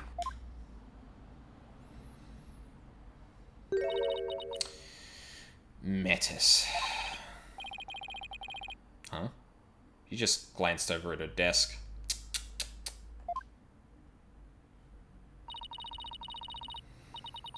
Nobody could continue Metis's research. She and her work were truly one of a kind.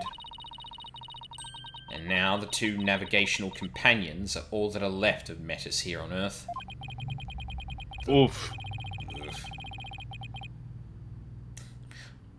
Oddly specific phrasing.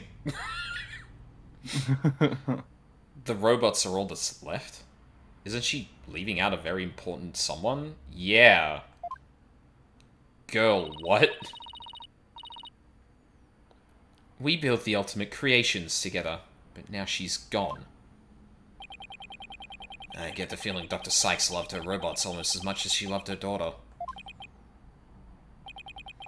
And almost as much as she loved you.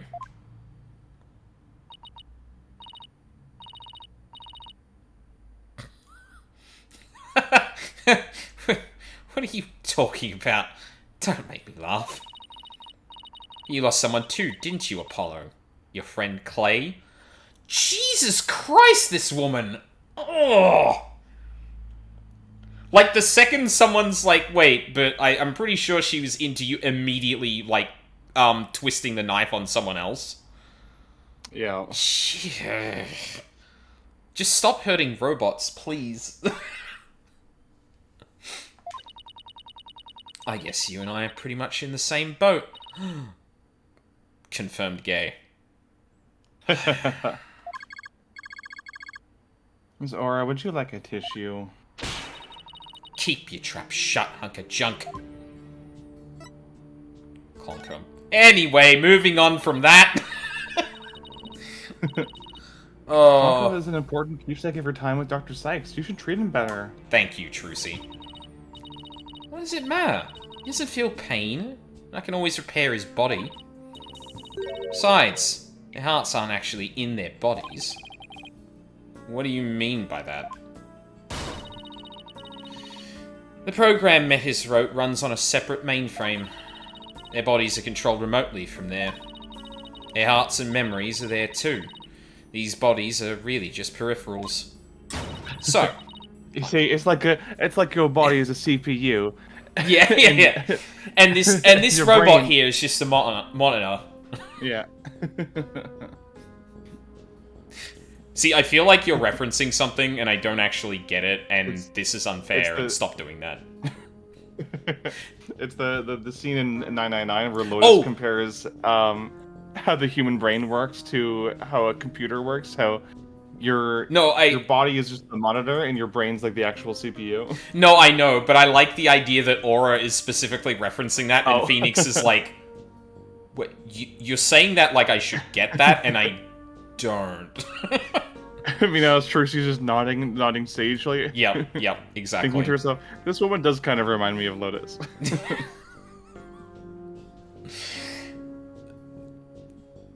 I don't think that's an insult to Lotus, personally. Anyway. So, I can do anything I want to them. I'm not so sure that gives you the right to physically abuse the poor things. Why are you people looking into such an old case now, anyway? Well, we believe the culprit of that incident might be the same person as in this case. Which Ace Attorney games could win the Nonary games? This requires more thought than I can manage right now. Yeah, we would need an entire stream to debate that. Yeah. Bring up the quadrant graphic and we'll do it for everyone in Ace Attorney. Can figure out, or can understand the morphogenetic field would escape the Nonary games.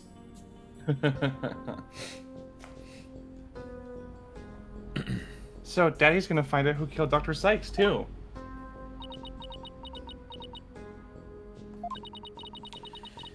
I'm sure you're aware of who Metis's killer is. Yes. Prosecutor Blackwell. Or so it seems. That seemed a bit more of an aggressive movement to put him in that position.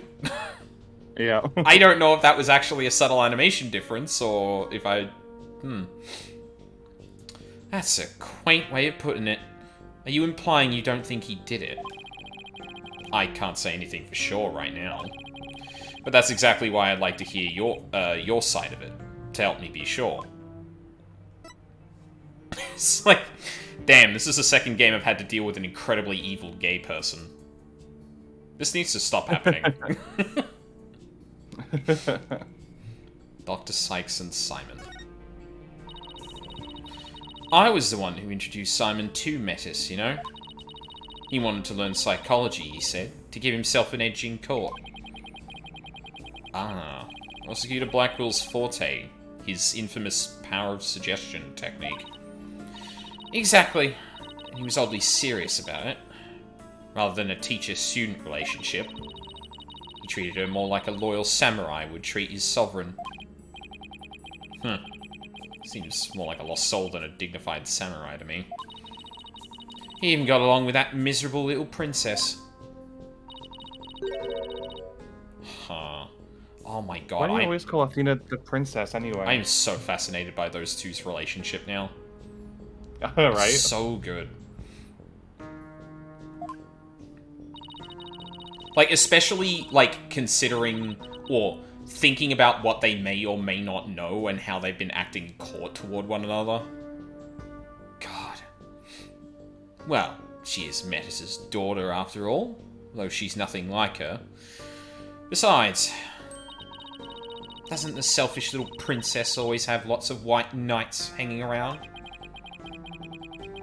Now I think I see why Athena didn't say anything when we ran into Aura yesterday. It all makes sense now.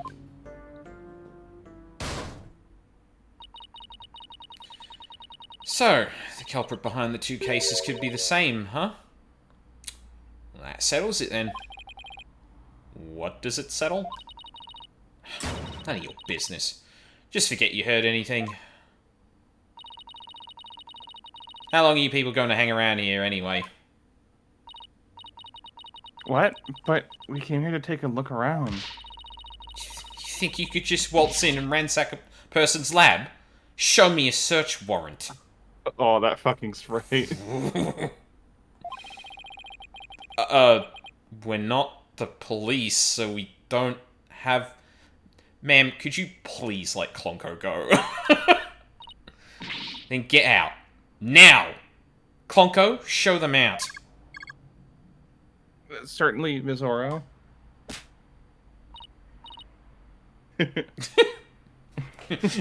Ow! Ow! Stop that! Ow! I'm just gonna keep moving forward and doing this, and you can make your own fault.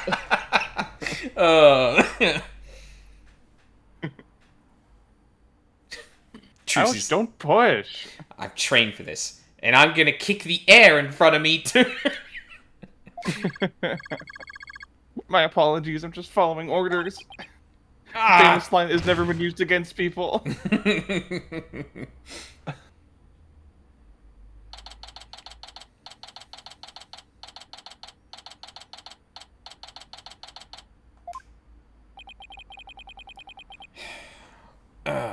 What a way to get shown out. The nerve of that woman. What's with that horrible attitude? I guess that's just how she is. And why was Apollo going along with her? I guess it's because they have something in common. Apollo lost Clay, just like how Aura lost Dr. Sykes. I'm really worried about him. He's not himself at all. He's usually not all cool and dark and mysterious like that. I guess that's true. Does she mean he's usually silly and dorky? I'm gonna go keep an eye on him. Hey, wait! Trucy, come back! She's gone. What should I do now? Detective Fulbright is probably still questioning Athena. Guess I'll go back to the office. Alone. Oh, yeah, nothing. I think that might be the first time it's ever just been move. Yeah. Which is...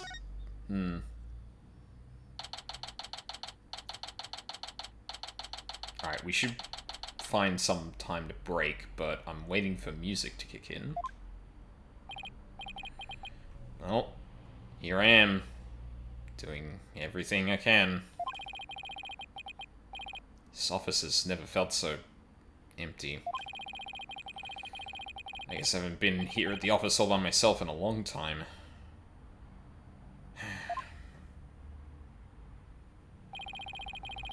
When I first became a lawyer, my mentor was here with me. And then, for a while after that, she was always by my side. Thank you, Cookie. Now I'm getting all sentimental. I must be tired. Huh? There's something on the floor. What's a letter doing here? No. Oh my god. Hey Nick, it's been a while, huh? Miss me? I know this handwriting. I read somewhere that you were holding a trial in the middle of an exploding courtroom? That... Oh my god, Maya, the courtroom wasn't exploding. That must have been really something, although weird is par for the course with you. I think she, or whatever paper she's reading, is a little off on the details. Oh god, she's not still reading Lotta's articles, is she? God. I'd love to come visit, but I'm right in the middle of a difficult part in my training. So instead, think of me as you watch those Steel Samurai videos I sent you. And now there will be a permanently 10 opacity picture of Maya just giving the thumbs up in the corner from now on. God, I wish I could find a transparent JPEG to put on screen right now. I'm sure they'll cheer you right up. Yours truly, Maya Fey. Good old Maya. As if she knew I was feeling down and needed a lift. There you go. Yeah. Maya was my assistant for quite a while. Believe it or not, but she's a spirit medium. This Magatama I used on Psyche Locks, Maya's the one who gave it to me. But I wonder how this letter got here. Pearl? Mr. Nick? Ah! Oh, it's you, Pearls. Okay, there's break time. Yeah. The viewer must simply imagine the translucent Maya PNG. Yeah, exactly. One must picture Maya cheering Phoenix on. Psychically. Alright, yeah, we went a little bit longer there, but I think because it's going to be a little bit of a shorter day, that's probably fine. Yep. Okay, oh, wow, we're upended. Like, God, it's so hard, like, I didn't appreciate how much of an effect the whole timeline thing was going to have on me, even when I got to the end of all of it, than I do right now, because, like, Jesus Christ, now, like, it's told it in an unnecessarily complex way, and now it's undoing all of that, and I have to be like, okay, hold on a second, let's reestablish the timeline before I think about what is actually happening here, and it's called, like, Yeah. Like, on one hand, it is forcing me to sit back and go like, okay, hold on, let me lay this out all correctly, but, like, and it is making me kind of, like, reconsider, like, you know, timing and things like that. But, like, I probably wouldn't have to sit and think about it more than just, like, oh, right, this is the order it happened already. If it had told the story in a less complicated order. Ugh. Like, Yeah. Here, I'm gonna. While we're Oh, on rec, yeah. I'm gonna just like write out the actual like the full timeline in your DMs, you know what? to make it a bit easy to refer to, because it is needlessly convoluted, and I can't wait to go through this again when we get to Investigations 1. What is that supposed to mean? So this isn't Oh. a spoiler because it's. So this isn't a spoiler because it's just like genuinely insane. Mhm. I think the you timeline mentioned. of I think you investigation- mentioned that game has a weird timeline as well, right? Yeah, so Yeah. the timeline of Investigations 1 is Case 4, then Case 2, then Case 3, then Case 1, then Case 5. Case 1 is the second last thing to happen chronologically, and because the game has a continuous like plot line that goes throughout the game, the characters should be referencing shit in Case 1 that they're not referencing because it's the tutorial case. And when you look back on it, you go, why the fuck weren't they talking about this?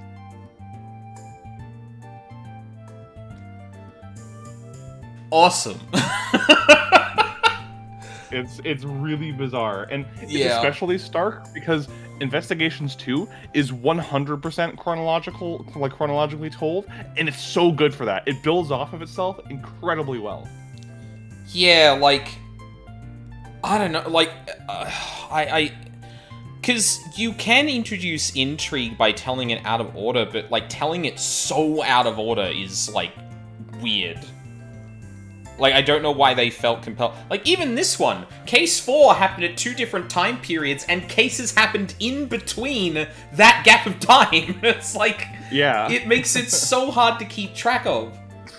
There are multiple explosions, and multiple case built off of the fact that there were explosions, and Jesus. Oh, okay, yeah, break time. I need more water in that, and yeah, let me... Let all of that sink in.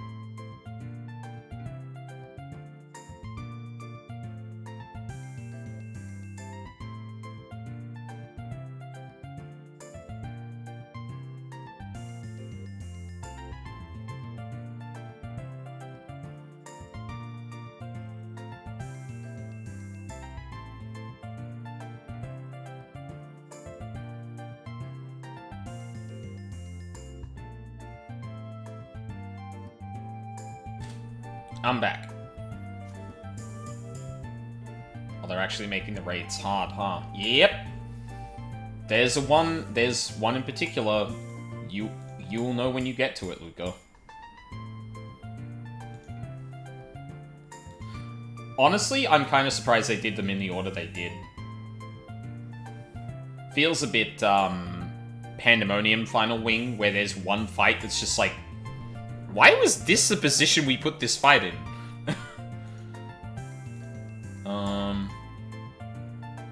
If you will excuse me a moment, I'm trying to do some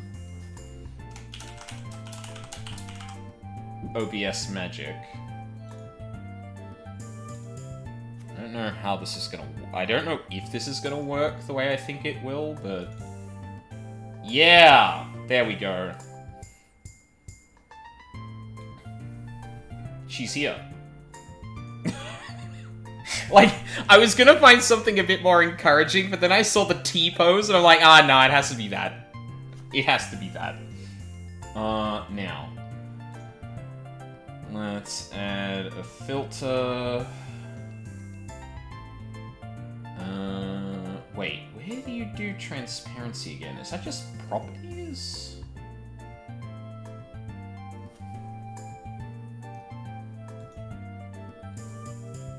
I think it's color filter. Is it? Filters. Color correction, color grading, color key? I don't think it's color correction, is it?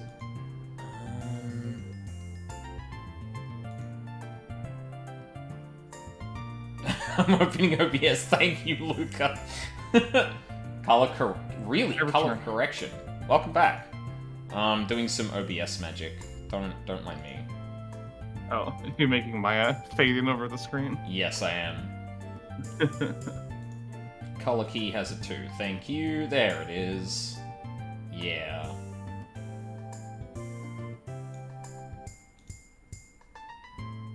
It's a bit too... It's a bit too transparent. Let's, The medium becomes the ghost. Which technically already happened if you really think about it. There we go. That's good.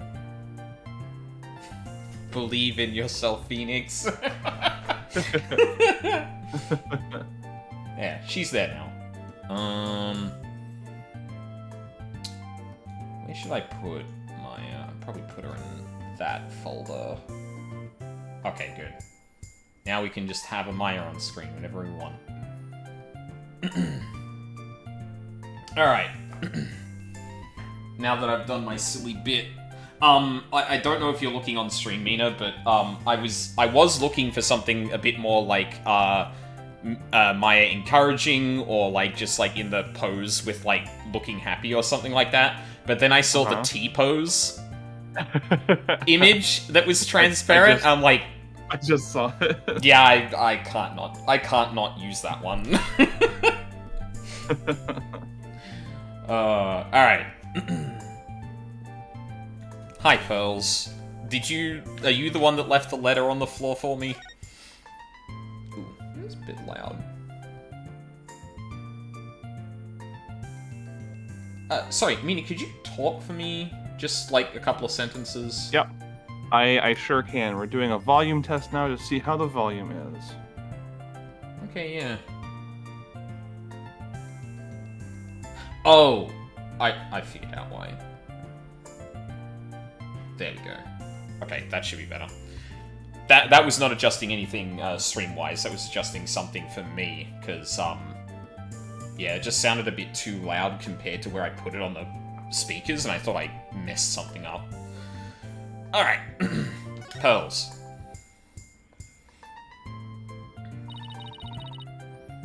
How have you been, Mr. Nick? This is Pearl Faye, though I call her Pearls.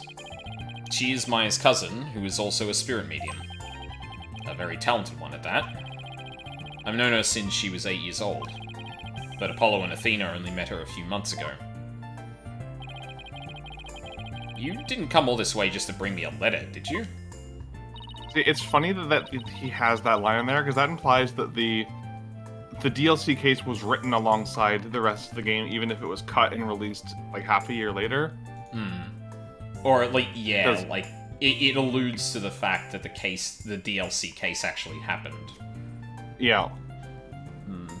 Oh, and yes, I'm looking at... I just realized I didn't speak to it on stream, but Mina did in fact send me the timeline for this game, and it's Case 2, Case DLC, Case 3, first half of Case 4, Case 1, second half of Case 4, Case 5.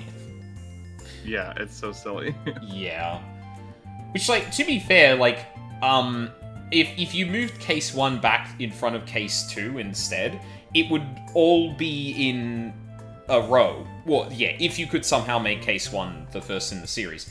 It wouldn't be that out of order, but it's specifically the first half of Case 4, Case 1, and then the second half of Case 4 that I think makes it the most fucky, because that is, like, the order of events there is, like, pretty important to understand the stakes of things and, like, what exactly caused the other to happen. Because that shit transpires in, like, maybe, like, a day. All the important points leading into the second half of Case 4. And it's just, like... Yeah, like, I have to sit back every time and go, okay, wait, no, when did this happen again? And when you said before about Investigations 1, for a second I thought we'd have to go over this timeline again, and I forgot that you mentioned that it had the complex timeline.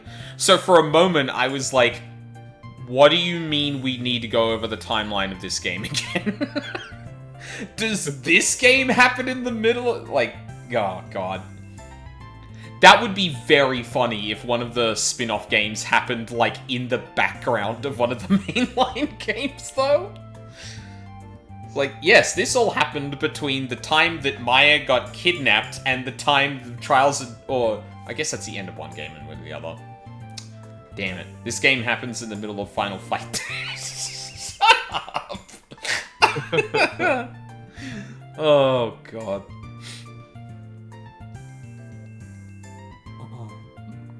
Apologize for barging in. The door was unlocked. Good job, guys. Good job, everyone. But I can't believe there was a big explosion here. Your office doesn't look any different. She's even further off on the details than Maya. I wish I could take you out to eat or something, Pearls, but there's a lot going on. Oh, I knew that. I didn't come here for a social visit, you know, Mr. Nick. Pearls' errand. Did you read the postscript in the letter? Huh? There's more? Phoenix, it was the section right next to your head that you didn't read. It takes up a third of the page, my guy. Oh yeah, here it is. P.S. I bet you've been too busy to clean or take care of the office. Okay, Maya, I don't need to be called out like this. So Pearly said she would come help you. Isn't she sweet? You better thank her. Oh, so that's what you're doing here. That's awfully nice of you, Pearls. I earn Pearls. Thanks to these two. I'm starting to feel a little better. Thank you, girls. Now that I'm here, I'm gonna whip this place into shape. Thank you, women, for doing my emotional labor for me. You ever regret making a joke halfway through it?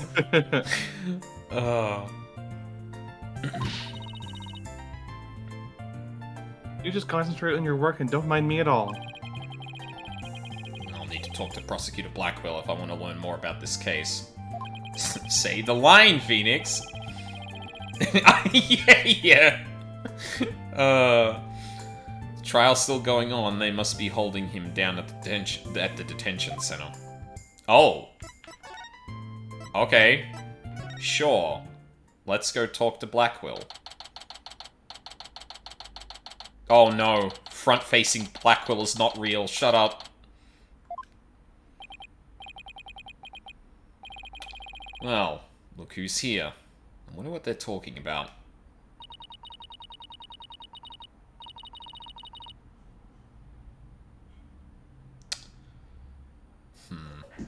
I think I know who this is, or I'm gonna make a guess at least. Yeah. All this time and you haven't said a word. It's even turning your hair grey. I don't have anything to say, Aura. Why don't you go home and play with your dolls? God, he looks so weird, front face. Yeah. Prosecutor Blackwell. Well, even if you don't, I have plenty, you jerk. Miss Blackwell, don't you think that's enough for today? Enough for today? Today is all there is when there's no tomorrow. When there's no tomorrow? What is she talking about? We have company, Aura. Please try and calm down. I do love that smirk so much, though. Yeah, that is very good. It's intentionally invoking Edgeworth's little smile that he does when he moves his head the same way, but it's so much more like cocky and smug. Yeah. Alright, fine. I see you're just not going to listen no matter what I say. I've had it. If that's the way you're going to be, I have another plan up my sleeve. I hope you're happy, Simon, because I'm done. Do as you please. See if I care. Ugh. Wow. You could cut the tension with a katana. Sorry, poor choice of words. I'm sorry. I'm glad Athena wasn't here to hear me think that. Blackwell is the reason why they banned katanas in the UK.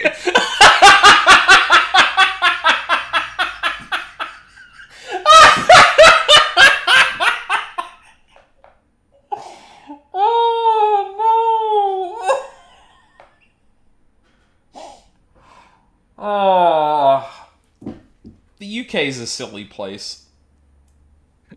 Topical humor. Yeah. Yippee!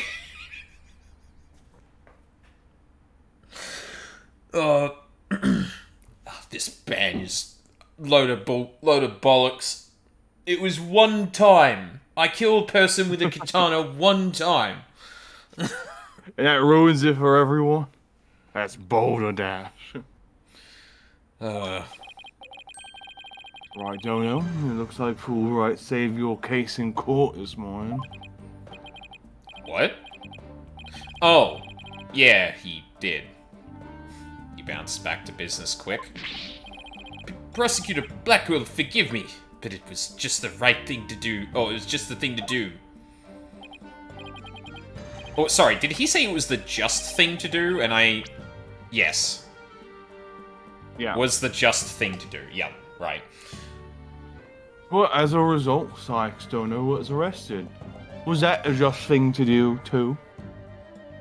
Has he called Athena Sykes Dono before? A few times, yeah. Okay. He hasn't called her by her first name yet. Right. He's just called her like the yellow one Oh. for Sykes Dono. No, he did call Apollo Justice Dono as well. For a second I couldn't remember whether that was actually a specifier of like him respecting the person or not, but I guess it's probably not. He seems to take, this is what he calls everyone. yeah, he seems to take the most shit out of Apollo, but with Wright he at least respects him as a lawyer, and with Athena, well, yeah. Mr. Lawyer, I'm sorry, but it was evidence. What else could I do? Don't worry about it. I plan to defend her and prove her innocence. I wouldn't take things so lightly if I were you. Right, Dono? This is blade-proof glass, right? Oh boy. 7 years ago. Prosecutor Blackwell, we're looking into the case from 7 years ago. You're looking for somebody you call the Phantom of 7 years past, aren't you? You, Boone. Where did you hear about that? This glass is absolutely, positively blade-proof, right? No, it wasn't me. I didn't say a single... Oops. Ouch. At least it wasn't my fault.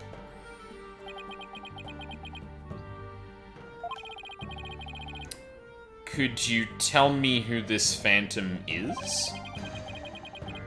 And also, you didn't really kill Dr. Sykes, did you? God, the guest is leaving. Prosecutor Blackwell, please listen to me. The culprit in the current case might be the same as the one in the case 7 years ago. If you would cooperate, we could probably solve both cases.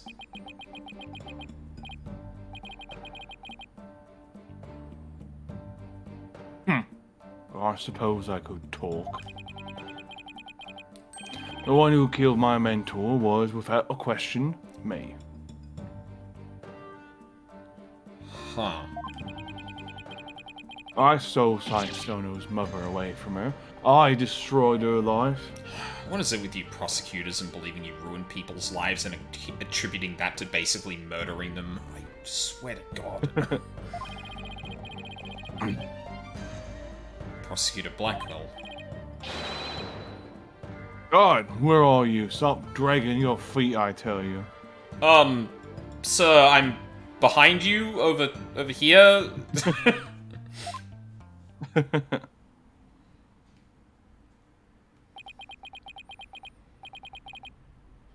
There he goes. No! We've upset Prosecutor Blackwell. Now what are we going to do, Mr. Lawyer? Well, there isn't much we can do. Detective Fulbright, do you mind if I ask you just a little more about that old case? Well, I guess it won't make any difference now. What would you like to know? Oh boy. Trial 7 years ago. Do you know anything about the trial that got him convicted? A little. Police called the incident the UR1 incident. You can't escape a single case without this shit. Prosecutor Blackwell was charged with murdering his psychology mentor. Kind of like if you read, if your red Mr. Lawyer were to kill you. I don't want to think about that one. Why did you start sweating? Your mentor, your assistant wouldn't murder you, right, Mr. Wright? Yeah. I don't want to. There were two decisive pieces of evidence, so a verdict was reached very quickly. 2 pieces of evidence, huh? What were they? Let's see. The first was some security camera footage. He was the only one who used the corridor to the murder scene at the time of the crime. The only one, huh? Ouch, that does sound pretty decisive. Could you show me that footage? Oh, sorry, I don't have it with me right now. I just have this JPEG of the tape we used. I thought it'd be demonstration enough that it exists. I guess I'll have to see it some other time. Video showing the corridor to the crime scene. Blackwell was the only one to pass through it at the time of the crime. And what was the second piece of evidence? This one's even more incriminating. A photo of the moment of the crime.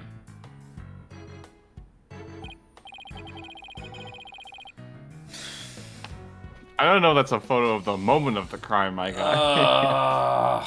Rise from the Ashes had a photo that was more the moment of the crime than this. Also, ponytailless Blackwell. Also... hold on. Was that Clonko or Ponko? I forget. That's Ponko there. That's Ponko, right. It's implied that Clonko wasn't built until later, and the reason why he's so defective is because Metis didn't finish him before she died. Right. Yeah, Ponko's arm is there.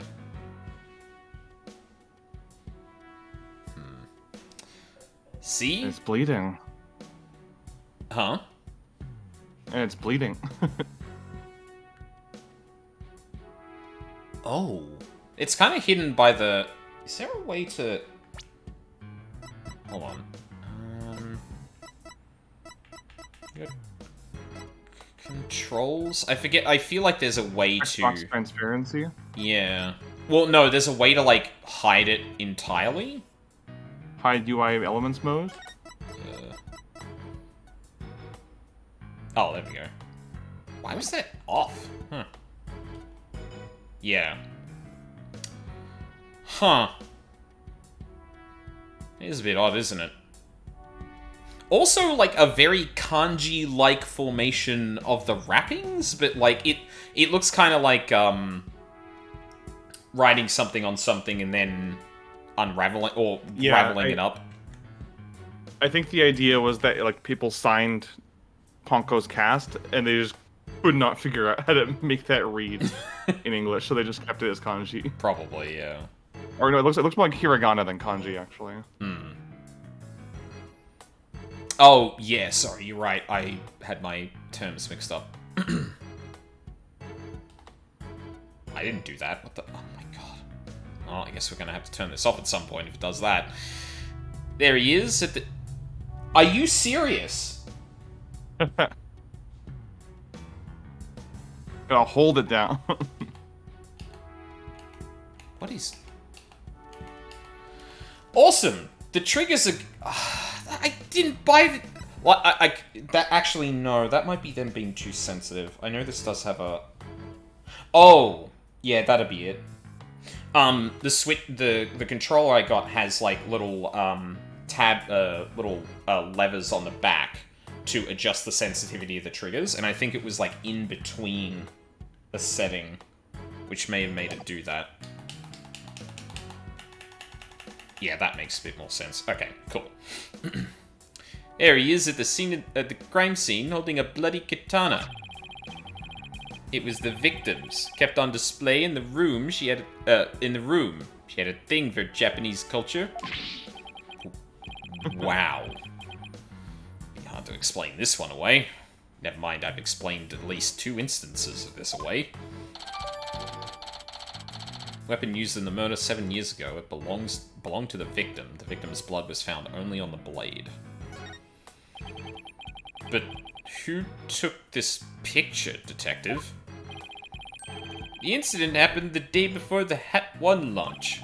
A reporter who had come to do a story on the launch was in the room across from the lab.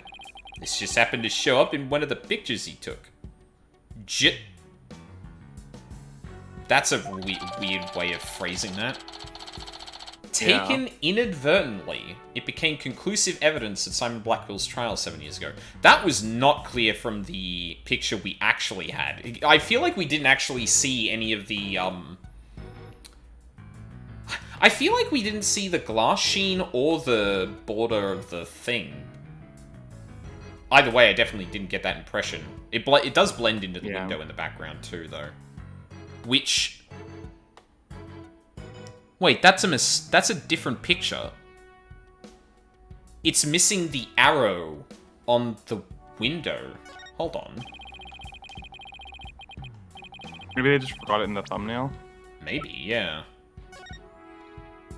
Yeah, there it is. Yeah. Huh. It's also... Oh, yeah, it's definitely a different picture because the position of all the objects is, with reference to the frame is different. Like, on the left, you've got the little hook, or the little arm, which is, like, kind of on the border of the top third, mid-third of the window, but then you look back here and it's in the top left corner. So, like, clearly they've applied, like, the frame to just a different section of the picture to make it fit. Okay, yep. For a second I was like, did the game just lie to me? But no, that's not happening. Prosecutor Blackwell's attitude earlier was so odd. He's definitely hiding something. Prosecutor Blackwell said he was hunting a phantom for 7 years ago. From 7 years ago, didn't he? Yes. I imagine it's getting more and more urgent as his execution date approaches. There it is. What did you just say? Execution date? What? Did I say something? Never mind me. You didn't hear a thing. No, you can't. No, you can't. You can't back out now. So he was given the death sentence. Yes. He told me not to tell you people, actually. But I guess there's no sense hiding it anymore. His execution date is tomorrow. What? Tomorrow? No. Oh my god. It literally just happened! We haven't left the scene yet! Oh my god! I think past iterations of it doing that sometimes are actually pretty fine, but especially in the last case or two, it's gotten really egregious. Yeah. But what if the culprit of the current case is the same as the one from 7 years ago? Then it would be the worst possible scenario. Prosecutor Blackwell would be executed tomorrow under a false charge. But that would be unthinkable. We have to do something, right now. I want to do something. I want to, but you're a lawyer. You know how hard it is to overturn a decision? I know, but why? Why isn't Prosecutor Blackwell putting up any kind of fight? You saw how he was, right? He's been like that ever since his conviction. Totally uncooperative. Not even his own sister could persuade him. Uncooperative? When he's about to be executed for a crime he didn't commit? This isn't right. I can't let it happen. I have to stop it somehow. Yeah, he's absolutely... He's doing the samurai thing. He's doing... Or at least the stereotypical samurai thing. He's going to face the... He's going to face execution for dishonoring his mentor. Like, which would build off, I think it was Aura who said he treated, Metis like, she was a sovereign and he was her samurai, as opposed to just a mentor-teacher thing. Mm-hmm. So, obviously, seppuku. Even if he thinks he didn't actually kill her, he feels responsible enough that it's just like, well, gotta go die now. Yeah. This Cockney man found a Greek woman who was just as into Japanese culture as him and decided that he would die for her. Yeah. Yeah. Never, I know I could probably, if I lived, I could probably help people catch who actually killed her, but no, I don't feel... I'm not the honourable sort to be able to help out in that. I'm just gonna die. Consider, I don't want to. Pardon me, because I have a phone call. Just gonna eavesdrop real quick. Fulbright here. What? What's happening? You've got to be kidding! That's quite a reaction.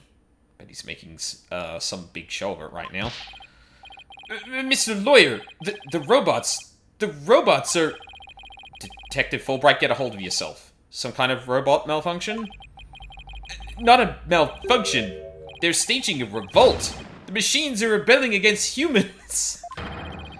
They've holed themselves up in the space center and taken the visitors as hostages. They did what? No. Trucy. And Apollo. And Apollo Phoenix. We have to get there. He can take care of himself. Yeah. We have to get right over there. This is going to be one heck of a battle. Plot of iRobot is happening right now. Yeah, I thought there was a... Oh, Jesus Christ. I thought that was going to be an over-exaggeration. Aura, what the fuck are you doing? The riot police are here. Robots are really holding people hostage? Look, Mr. Lawyer. Do you suppose that group of people are swarmed around? I was only trying to help this nice person. She said she was lost. You robots have declared war on us humans. You've even taken hostages already. Stay away from it. You'll never know what it'll do.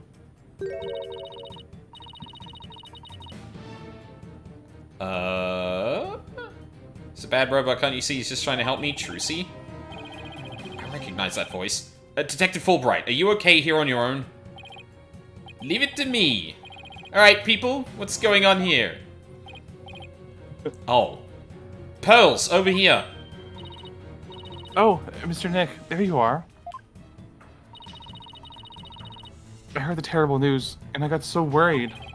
Oh, thanks, Pearls. I can hardly believe what's happening myself. I'm so glad you found each other. When people are happy, I'm happy.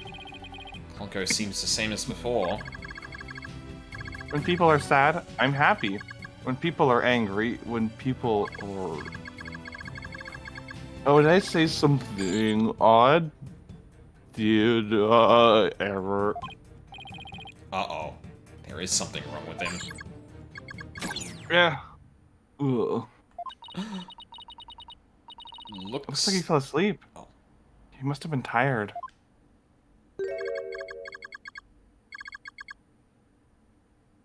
Hehehe. Ha ha ha ha. Clonko?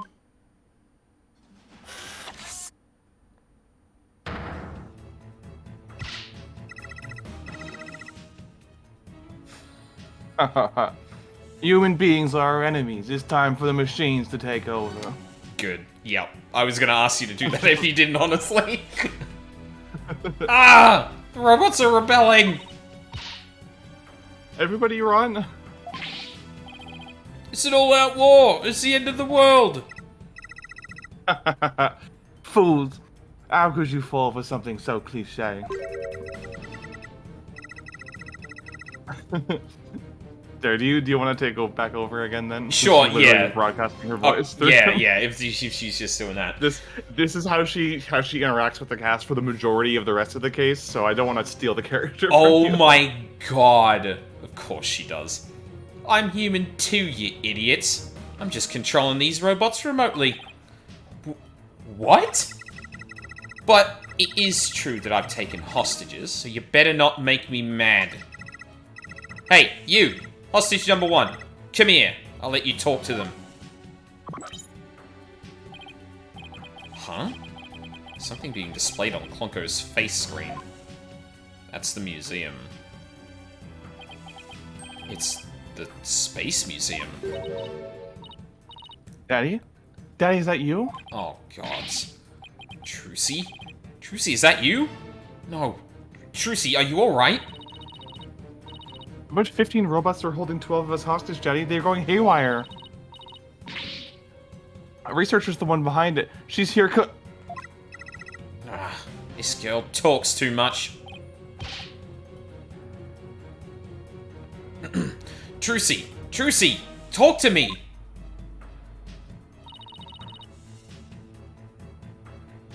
Why are you doing this? I already forgot Maya was there! Fade to black, Maya.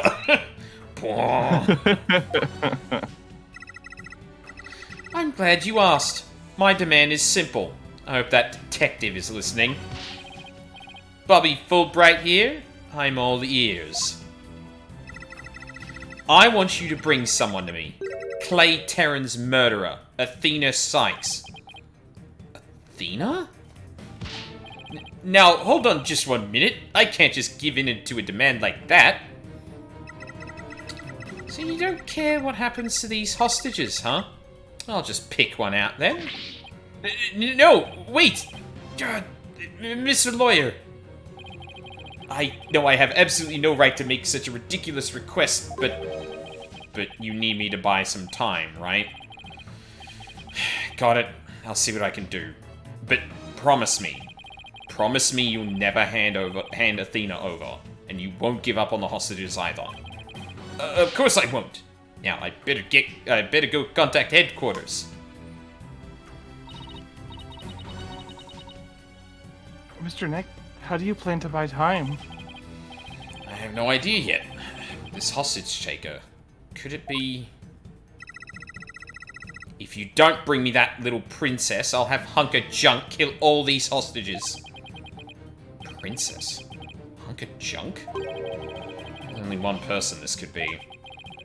In which case, there must be something I can use as a bargaining chip.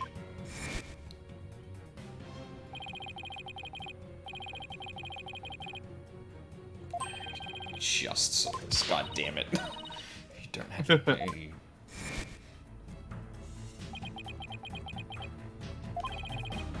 Miss Hostage Taker, Athena is not a murderer. What are you talking about? She's been arrested and they've got her in detention. I'm telling you the truth.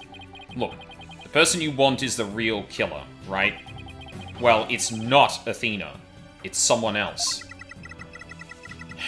Alright, let's hear your stupid little theory. Who is this real killer? I don't know yet, but the culprit is the same as the one in the case from 7 years ago. The UR1 incident. I believe you have a personal interest in that case. It's too late to change what's going to happen now, no matter how wrong it is. But is it really too late? You can still do something about it. You might even be able to fix it. Just... what exactly are you proposing? What can I do about the 7-year-old case to satisfy the hostage taker? Retry it in court. I propose we retry the case from 7 years ago. If you make the demand now, I'm sure nobody will deny you. It wouldn't be an official trial, but at least we could find out the truth.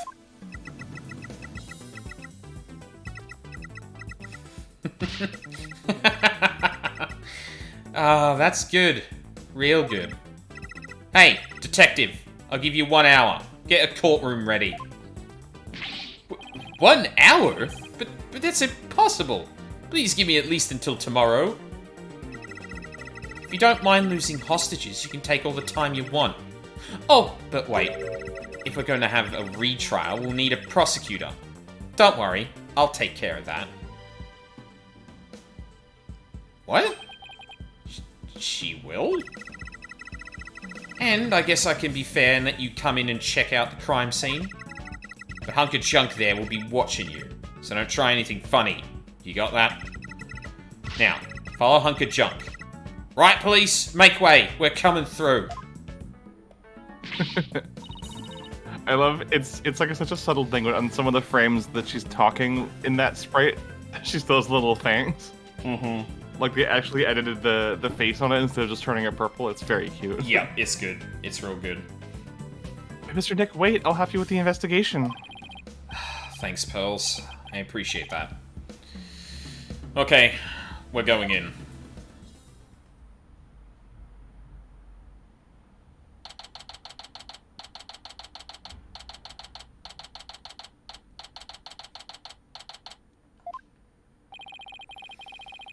Aura dropped us off with a warning not to touch anything until she got back.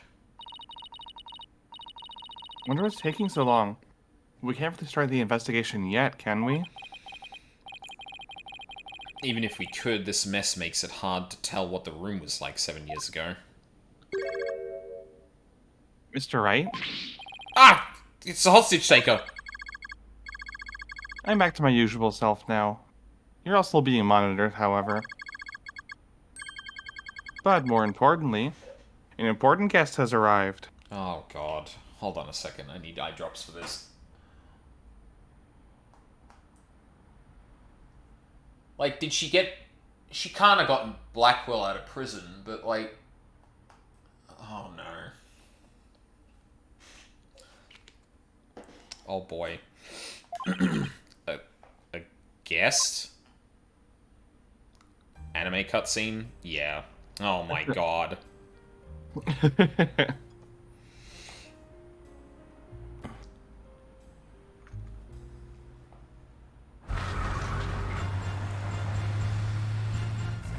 Hey, who's that guy? No idea.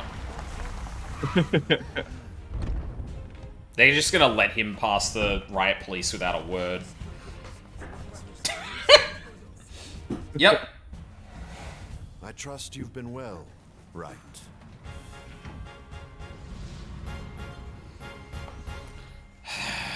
He's so dripped out now. Yeah, he is. Cravat's gotten a lot bigger. Yeah, and he's got like a long jacket instead of just the suit jacket. Mm-hmm. Edgeworth? What are you doing here? Who? So, like, I've already done Edgeworth, like, just from previous games, but, like... Yeah. Who... Who should Okay, take I him, will- wonder? Oh, yeah, go on. In the interest of balance, I will say the main witnesses for the first chunk of this trial are Aura and Fulbright. So That's gonna be a lot of me, yeah. Yeah, you should probably take Edgeworth then. Probably makes the most sense. if you're okay with that. Yeah. This is Miles Edgeworth. We've been friends since we were kids. We faced off in court a number of times back when he was a prosecutor, but now... I do still have the same office, right? You don't need to talk about me like I just disappeared. Yeah. Hello, Prosecutor Edgeworth. Oh, but you're not a prosecutor anymore, are you? He's chief prosecutor now. Pretty soon it'll be a year, right? Title is nothing more than a title. Don't we have more pressing issues to discuss? Yes, I suppose we do.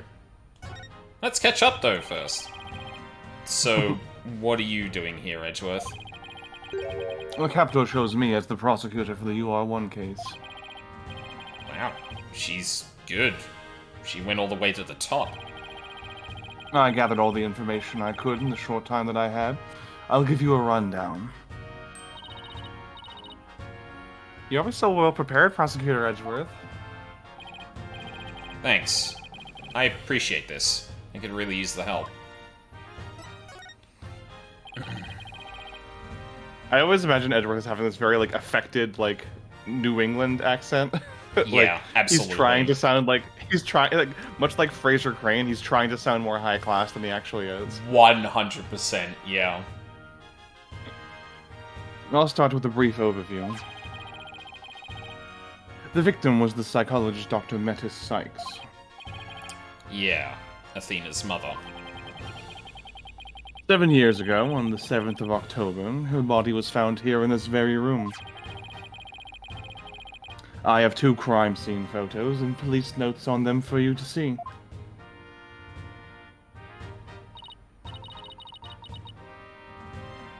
What a terrible way to die.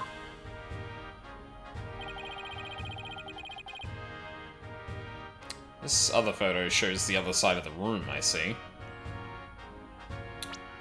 Well, that's interesting. There's a case missing.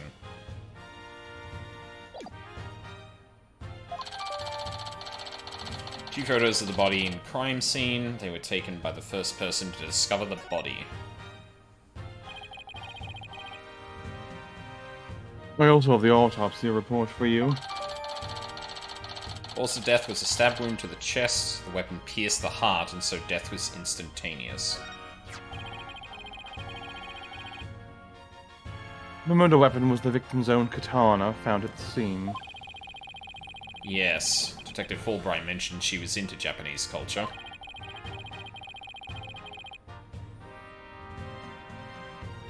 The body was found by a Space Center staff member and 2 police officers. The police were called in because of the sabotage threat on the Hatch 1 launch. Yes, Director Cosmos mentioned this too. A few hours after the body was discovered, the suspect was arrested. The suspect was Simon Blackwell, a young prosecutor. And Cookie, I guess it makes sense because, like, basically his whole job is just reading files these days. Yep. I could see that. Estimated time of death between 1 and 3 p.m. on October 7th. Instant death due to a stab wound to the heart.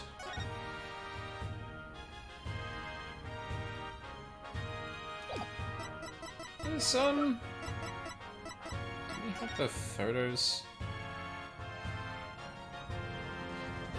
I mean, comparing the photos, it's pretty similar. Do we? Stabbing. The victim was discovered. Doesn't say if it was instantaneous or not. There's a note on the floor, jacket over to the left. Yeah, nothing else to... Victim's body was found on the operating table. A katana, the victim's staff jacket, and a cart were found nearby. Yeah, I already spotted the missing case on the left. The moon rock on the right is also gone. Well, it's just not there. Katana's been taken off the stand. The mask is still there. The capsule that should have held the moon rock is there as well. Moon rock was stolen. Hope capsule can be seen on the workbench. There are rolling cases for moving equipment, a robot charging station, and a toolkit on the floor. There is a hanging scroll and Japanese theater mask on the wall. Alright. Blackwell. I hear his trial was over in a flash.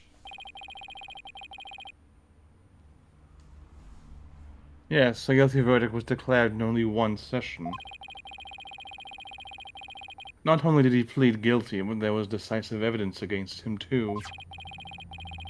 The security camera video. And a photo of the moment of the crime, as I recall.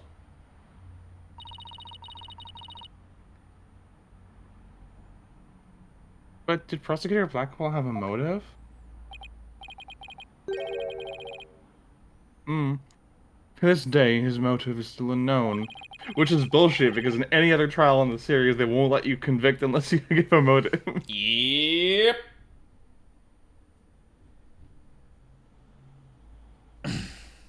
He insisted he did it, but he would never say why.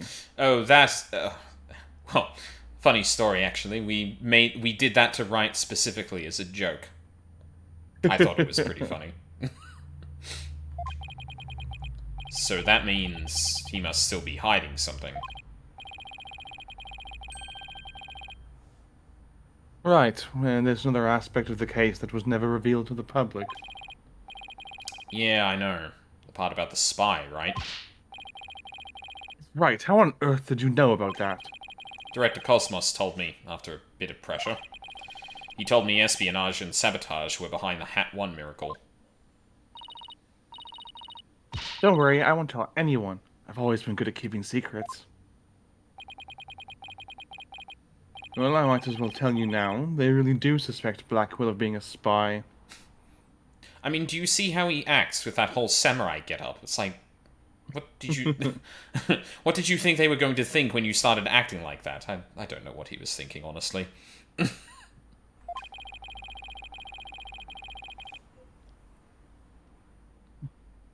They think he sabotaged the rocket and killed Dr. Sykes to steal the moon rock.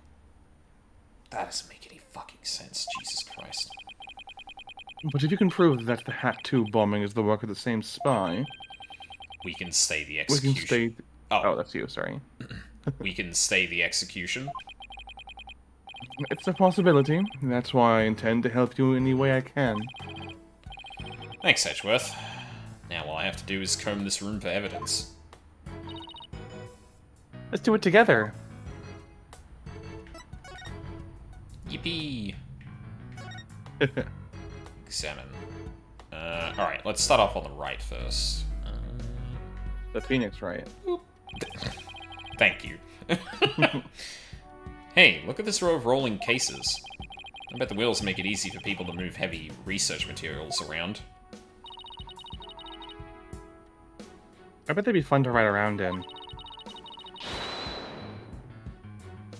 We could even probably both fit into the biggest one.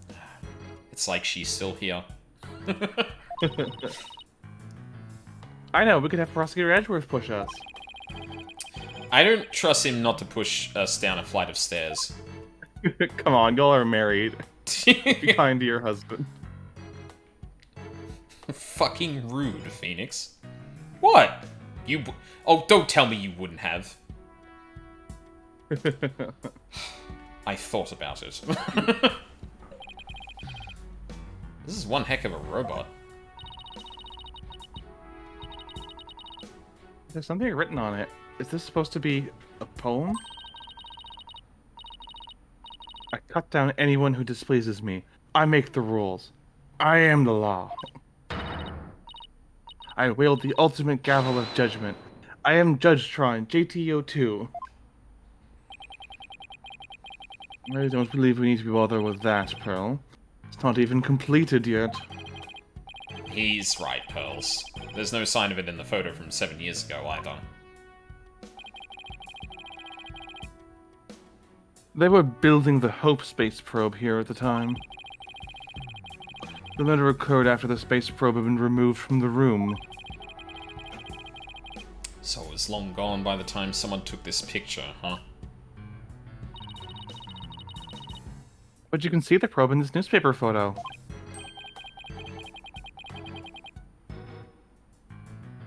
Yes, and you can see the stolen moon rock there too. That strange black and yellow thing on the left side of the picture.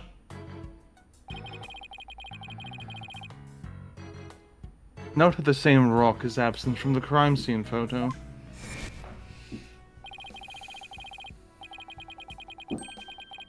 You know what? This one's probably worth it to go over. Yeah. Not only that, but before the launch, a very valuable piece of moon rock was stolen.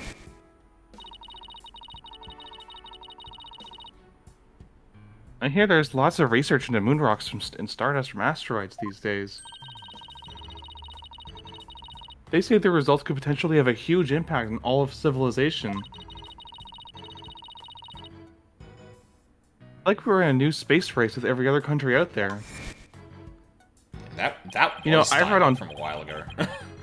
Go on. You know, Mr. Wright, I read on Twitter that rocks from the moon could be more powerful than nukes. Athena, please stop going on Twitter. I'm begging you. I think of a very special fuck you to Brianna Wu for one of the stupidest tweets I've ever read. That woman, I'm so...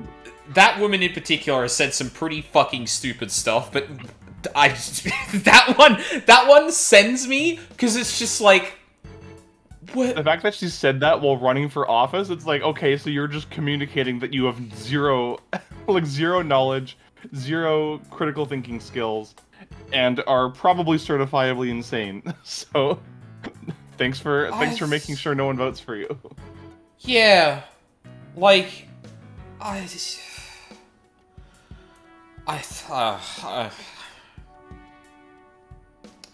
it's like one of those people that I'm just like, I don't even think about how they're thinking. Just they can stay over there. So the person who stole it, I think it was our spy? I'm sure of it. Dr. Sykes was probably killed because she was a roadblock in their plan. Unfortunately, the government thinks Prosecutor Blackquill is the culprit.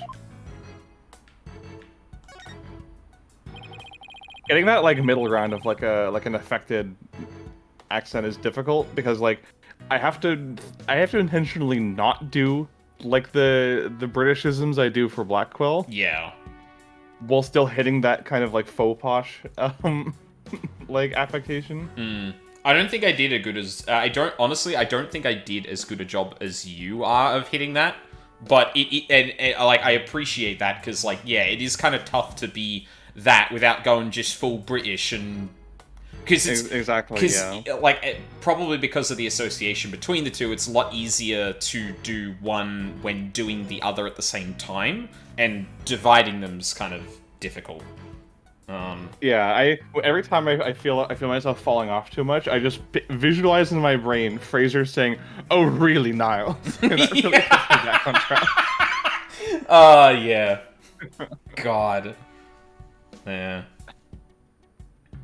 And I think, I don't know. I feel like I'm a bit better at doing, like, the British side of that opposed to the posh stuff, other than just enunciation. Like, that... When I try and make someone sound posh, I'm usually trying to be, like, very particular about pronouncing T's, R's, and D's. Yeah. That's what RP stands for. It's literally received pronunciation. Yeah, exactly. Ugh. It's about as cluttered as my office, but I think it's a workbench. Mr. Nick, I think this must be a kitchen. Look at this photo. What? See the cute little food processor? Well, that isn't a food processor, Pearls. That's the Hope capsule. I love that he calls her Pearls. It's so cute. They really are just a big family. They are. It was scheduled to be loaded onto the Hope space probe that fateful day. Erotic received pronunciation. Cookie. God damn it. The 3 people who came to collect this capsule discovered the body. First on the scene, huh? Staff member and 2 police officers, was it? And they were here to collect the capsule. Which reminds me... So they plan to use this bag to carry the capsule, is that right? Yeah, more or less. Say, why don't we stop talking about the case and have a nice cup of tea instead? Oh, no, okay, yeah, we didn't need that bit, specifically. Edgeworth, did those 3 people have a bag with them for transporting the capsule? Oh, you mean this? It's custom made. It's a custom made shock resistant bag. How did you know? Oh, I just overheard Apollo making an inquiry about it, that's all.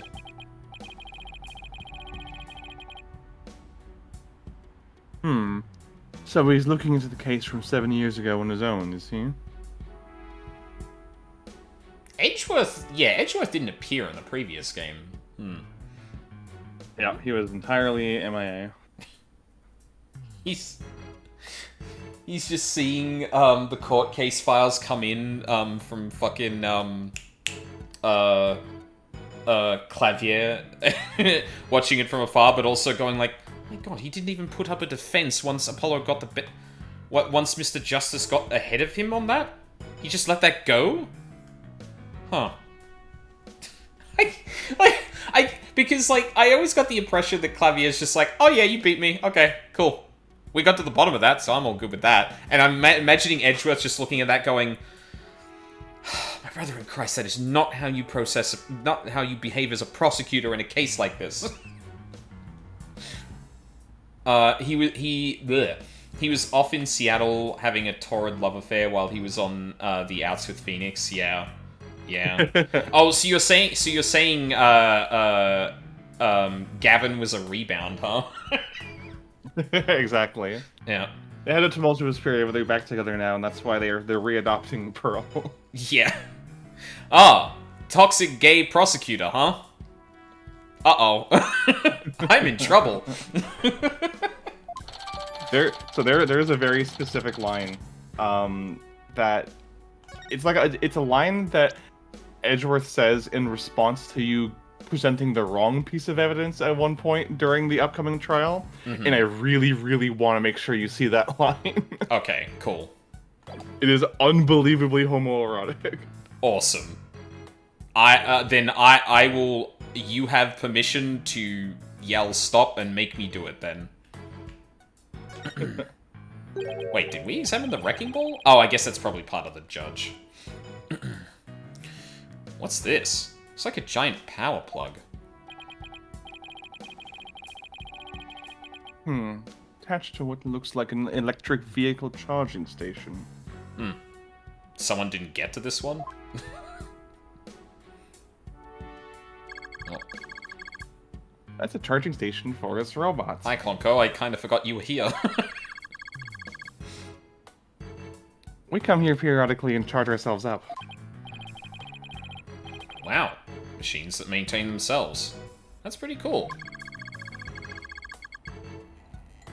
If our batteries run out and we lose consciousness,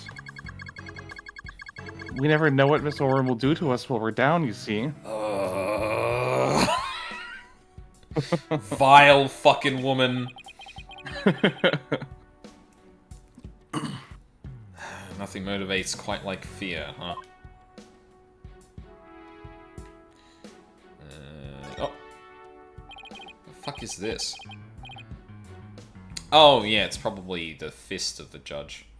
What's this? A giant robot arm, maybe? Pretty big for an arm, but you're right. I think these thin parts here are finger bones. They're even about as long as my legs. There's a spike ball and drill on the floor, too. Is Aura trying to build some kind of weapon of massive destruction? Maybe she wants to use it to demolish a big building or something? I can picture her gleefully tearing down the street doing just that. Better not think about it anymore. And then Phoenix realized he was bi.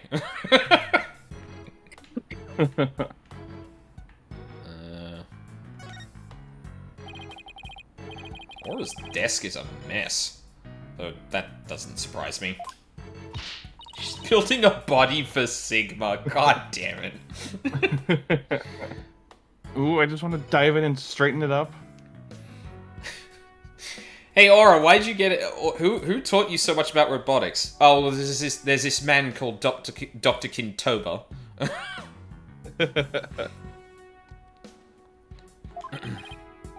Wait, before you do...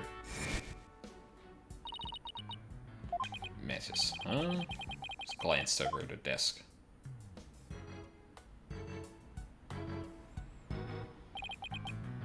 It's Metis Sykes.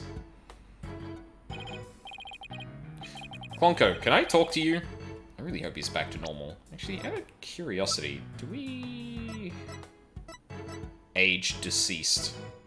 Oh, 37 as well? God damn it. Fucking... yeah.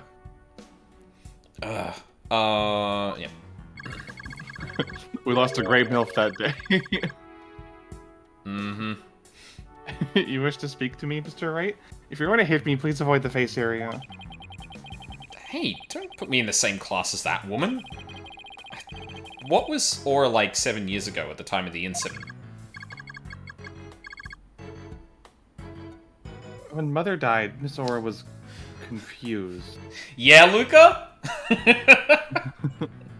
Brute Abominator, huh? Is this before or after the fight? Out of curiosity. Huh. So he calls Dr. Sykes mother, but Aura Blackwell Miss Aura during? Have fun.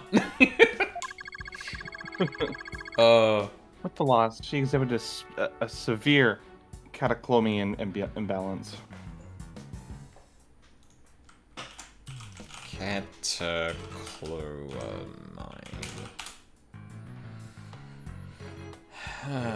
of neurohormone. Important in stress responses. High levels cause high blood pressure, which can lead to headaches, sweating, pounding the heart, pain in the chest. Right.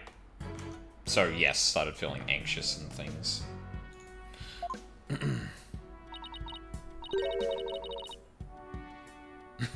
Excuse me, but I have no idea what that means. Pardon me, searching for alternative expression. She would spend the nights crying and then take out her feelings on those around her. Ugh. After Prosecutor Blackwell was found guilty, she repeatedly demanded a retrial as well. That is correct, but without new evidence, her requests were ignored. And then, little by little, Miss Aura began to change.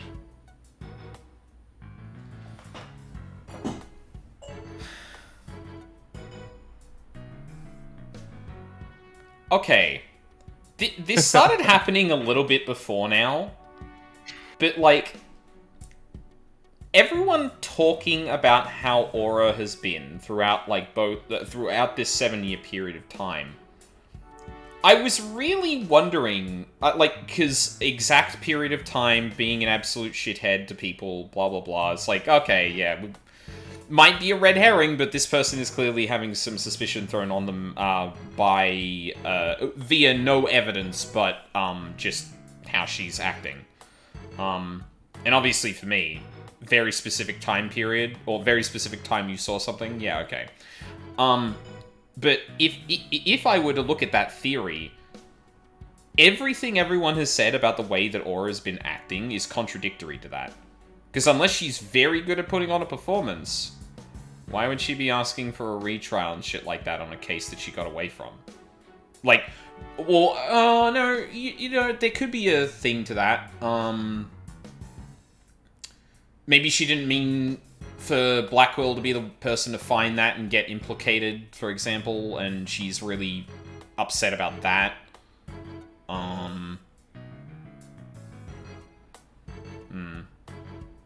I will say, though, her, like, stewing on this for, like, 7 years and becoming this, like, bitter and resentful is... It's good shit. Yep, again, change. She started to hate it when I called her Mama Aura. And before long, she started hating the court system and abusing Clonko, huh?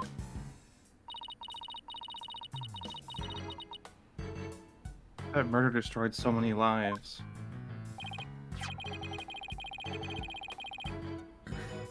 Alright, take a look at this paper on Dr. Sykes and Miss Blackwell's research. Ponko and Clonko. They're the robots with hearts that Dr. Sykes created. One frame.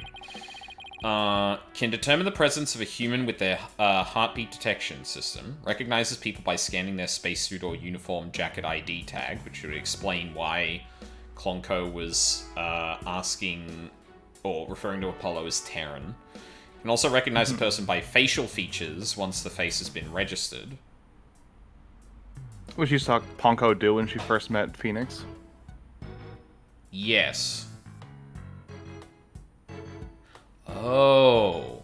So Apollo's an interesting case here, because his face is, like, changed very clearly. And partially covered as well. Yeah, exactly. So, like, he's wearing the jacket, but you can also be recognized by the face as well. So, obviously a question here is, well, which would take precedence, right? Obviously, it probably should be the facial recognition system. But... yeah, there's a possibility that Clonko does actually know, or has registered Apollo's face, but because the face is kind of changed, it's taken the jacket ID instead. Yeah, it has like a tiering system, kind of. Yeah. Well, yeah, yeah. Can infer It's like an if not then program, kind of. Yeah, exactly. Can infer people's emotions by analyzing their tone of voice and communicate with them. Can they now? Oh, shit. That's not what Phoenix is talking about. A heartbeat detection system lets them determine when a human is present. In addition, they can recognize people by their ID tag or facial features. And they can infer people's emotions by analyzing their tone of voice. That's amazing. Hey, I don't know, Inchworth. They might even be more human than you. What's that supposed to mean? Kinda sounds like these robots can do what Athena does. Yeah, anyway. Not gonna unpack that one. Yeah. Oh, I can't see what's on the post-it note. Damn. Oh, probably the chair, I assume. It looks like an operating table. It's in the photo, too. Yes, this was here then as well, with the victim's body lying on it. There's a button here. Oh, I know. I'll try pushing it. Oh, no. Pearls, don't touch the...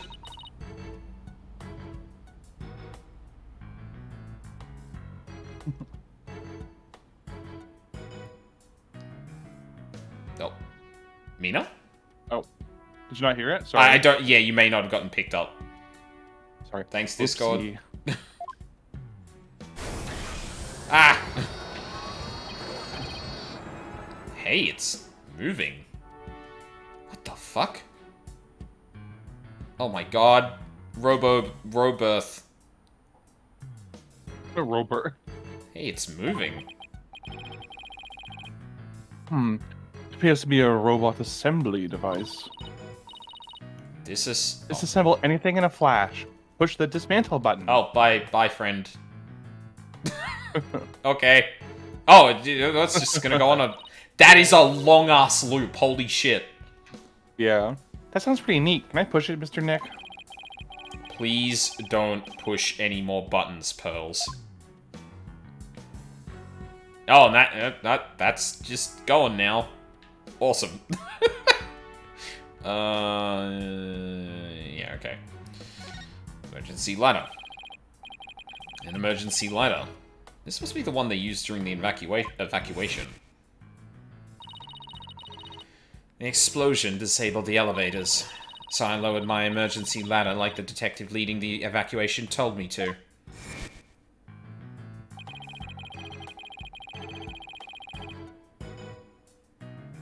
As Miss Blackwood was climbing down the side of the building, she saw the culprit inside. I wonder which would have been scarier, that or looking down. It was lowered to the ground from the window of the 4th floor robotics lab. It was used to evacuate Space Center personnel. Well, I guess that's about it for this room. What do you think, Wright? Any ideas? There's still a lot of gaps in the evidence, but I'll pull it off somehow. After all, you asked me to prove Blackwell's innocence, right, Edgeworth? What? He did? Yep. He called it a special request. He reached out to me while I was still disbarred. Did he now? Huh. I left him on red for a year or two after that because we don't talk about it.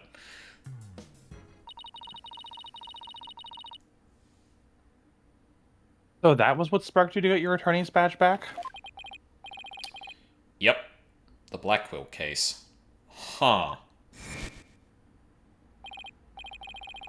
Right, I have a special request. I want you to clear one of my subordinates of suspicion. Hey, I'm not even a lawyer anymore, remember?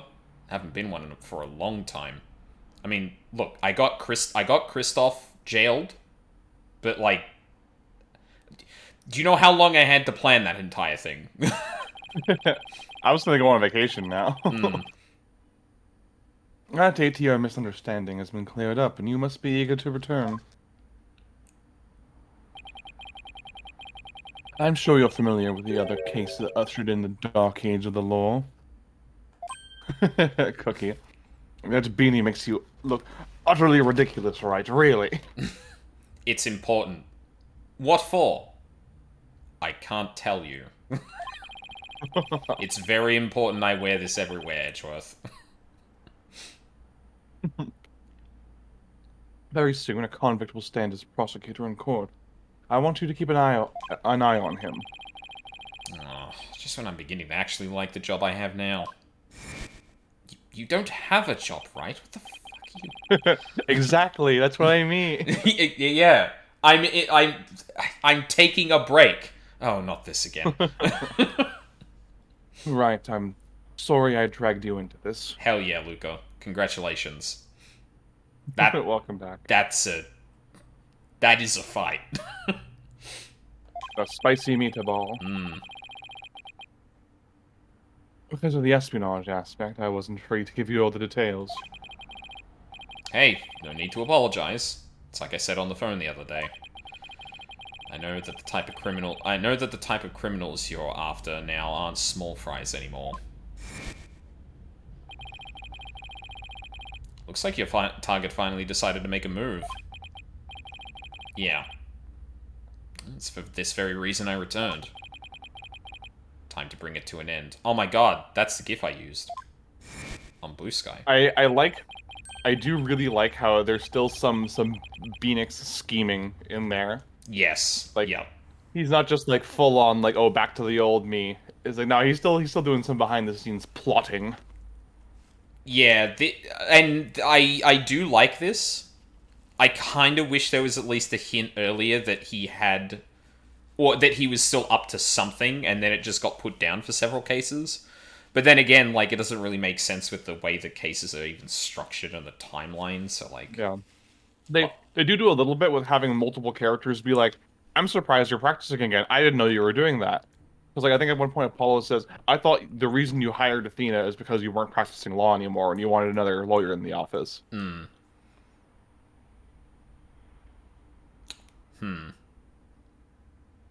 Oh, I wonder if he managed to get... I wonder if Edgeworth contacted him...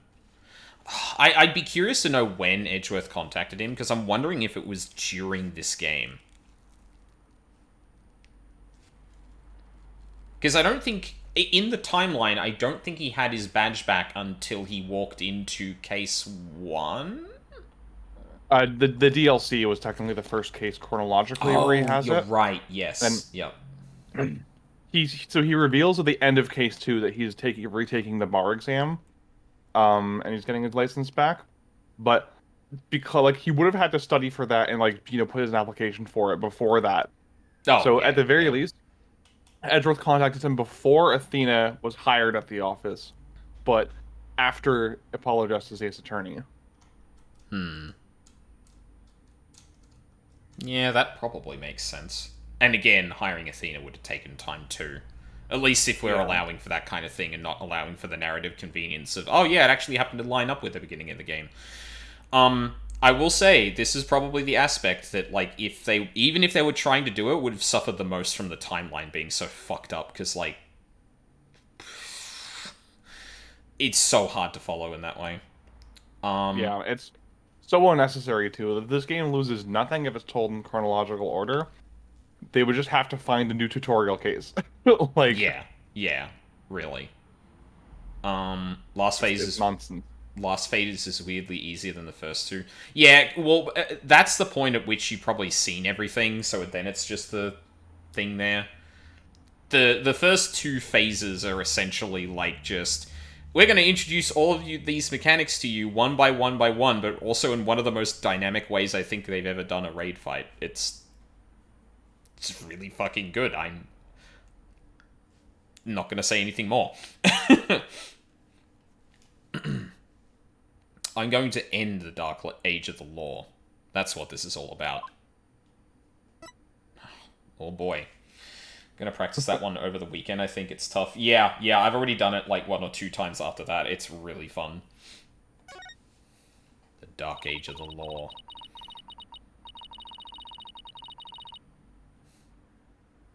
Yeah, I agree, Cookie. I think that would have been a lot better. Yeah. Like, it is downright embarrassing. That fucking gasp in pain of all characters is the one that makes her seize up and have a panic attack after she's already beaten Blackquill in court. Yeah, Blackquill have prosecuted her as many times more skilled and terrifying than gasp in pain. That's fucking crazy in hindsight. And there could be something there about the fact that, like, she's at least somewhat familiar with Blackquill and they have an obvious history that she doesn't actually seize up around that, and the first time she's up against someone that isn't Blackquill, suddenly she does actually have that. But, like, you would need to make that the point, which would give away very early that Athena and Blackquill have a history, and would be referring to something the player hasn't seen yet, given the jumbled timeline. And you could have picked anyone other than Pain. Anyone. Someone other than Pain. Introduce Please, I'm begging you. Yeah, introduce a competent side prosecutor that is not one of the Pain brothers or family, that isn't a main character. That'd be neat. Just a throwaway prosecutor. Like, ugh.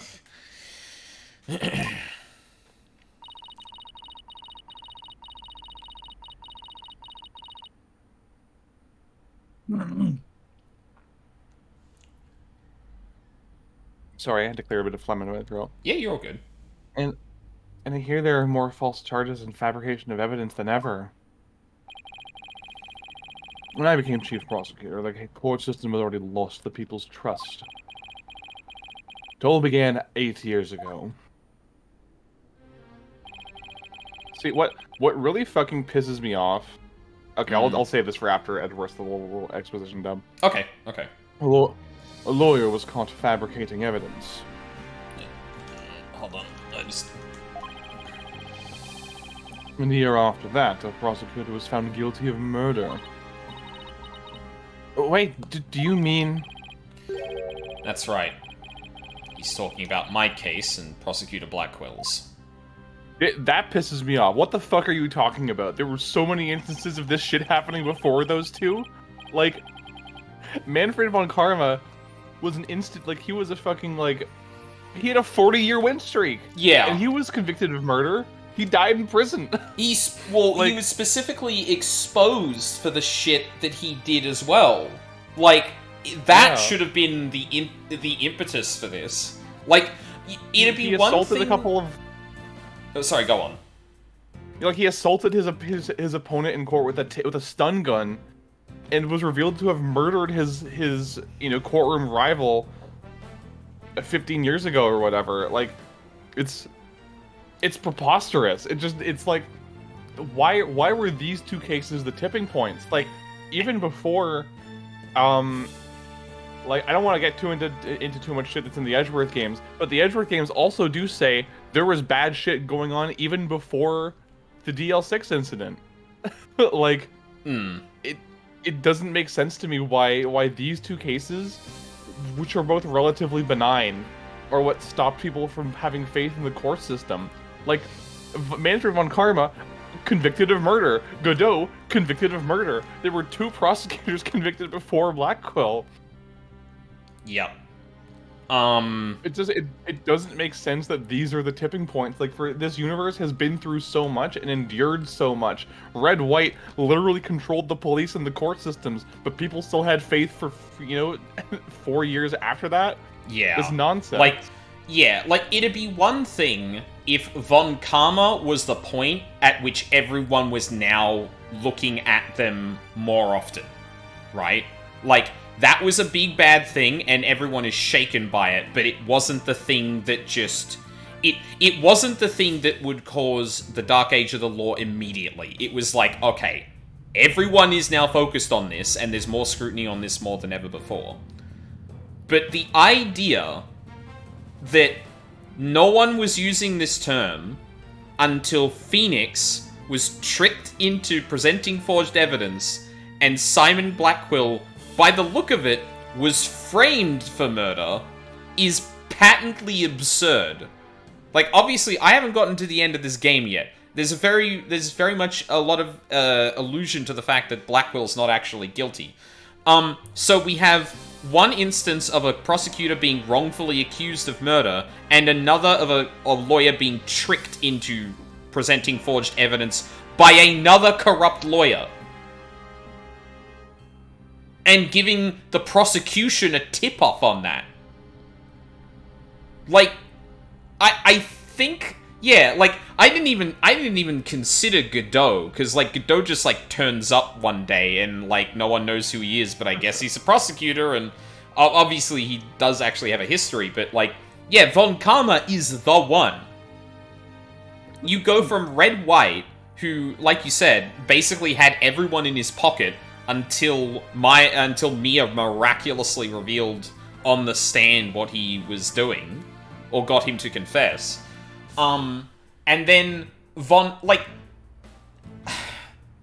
and, like, I kind of understand that, like, okay, this is something that 14 does a lot better, I think, is writing in hindsight.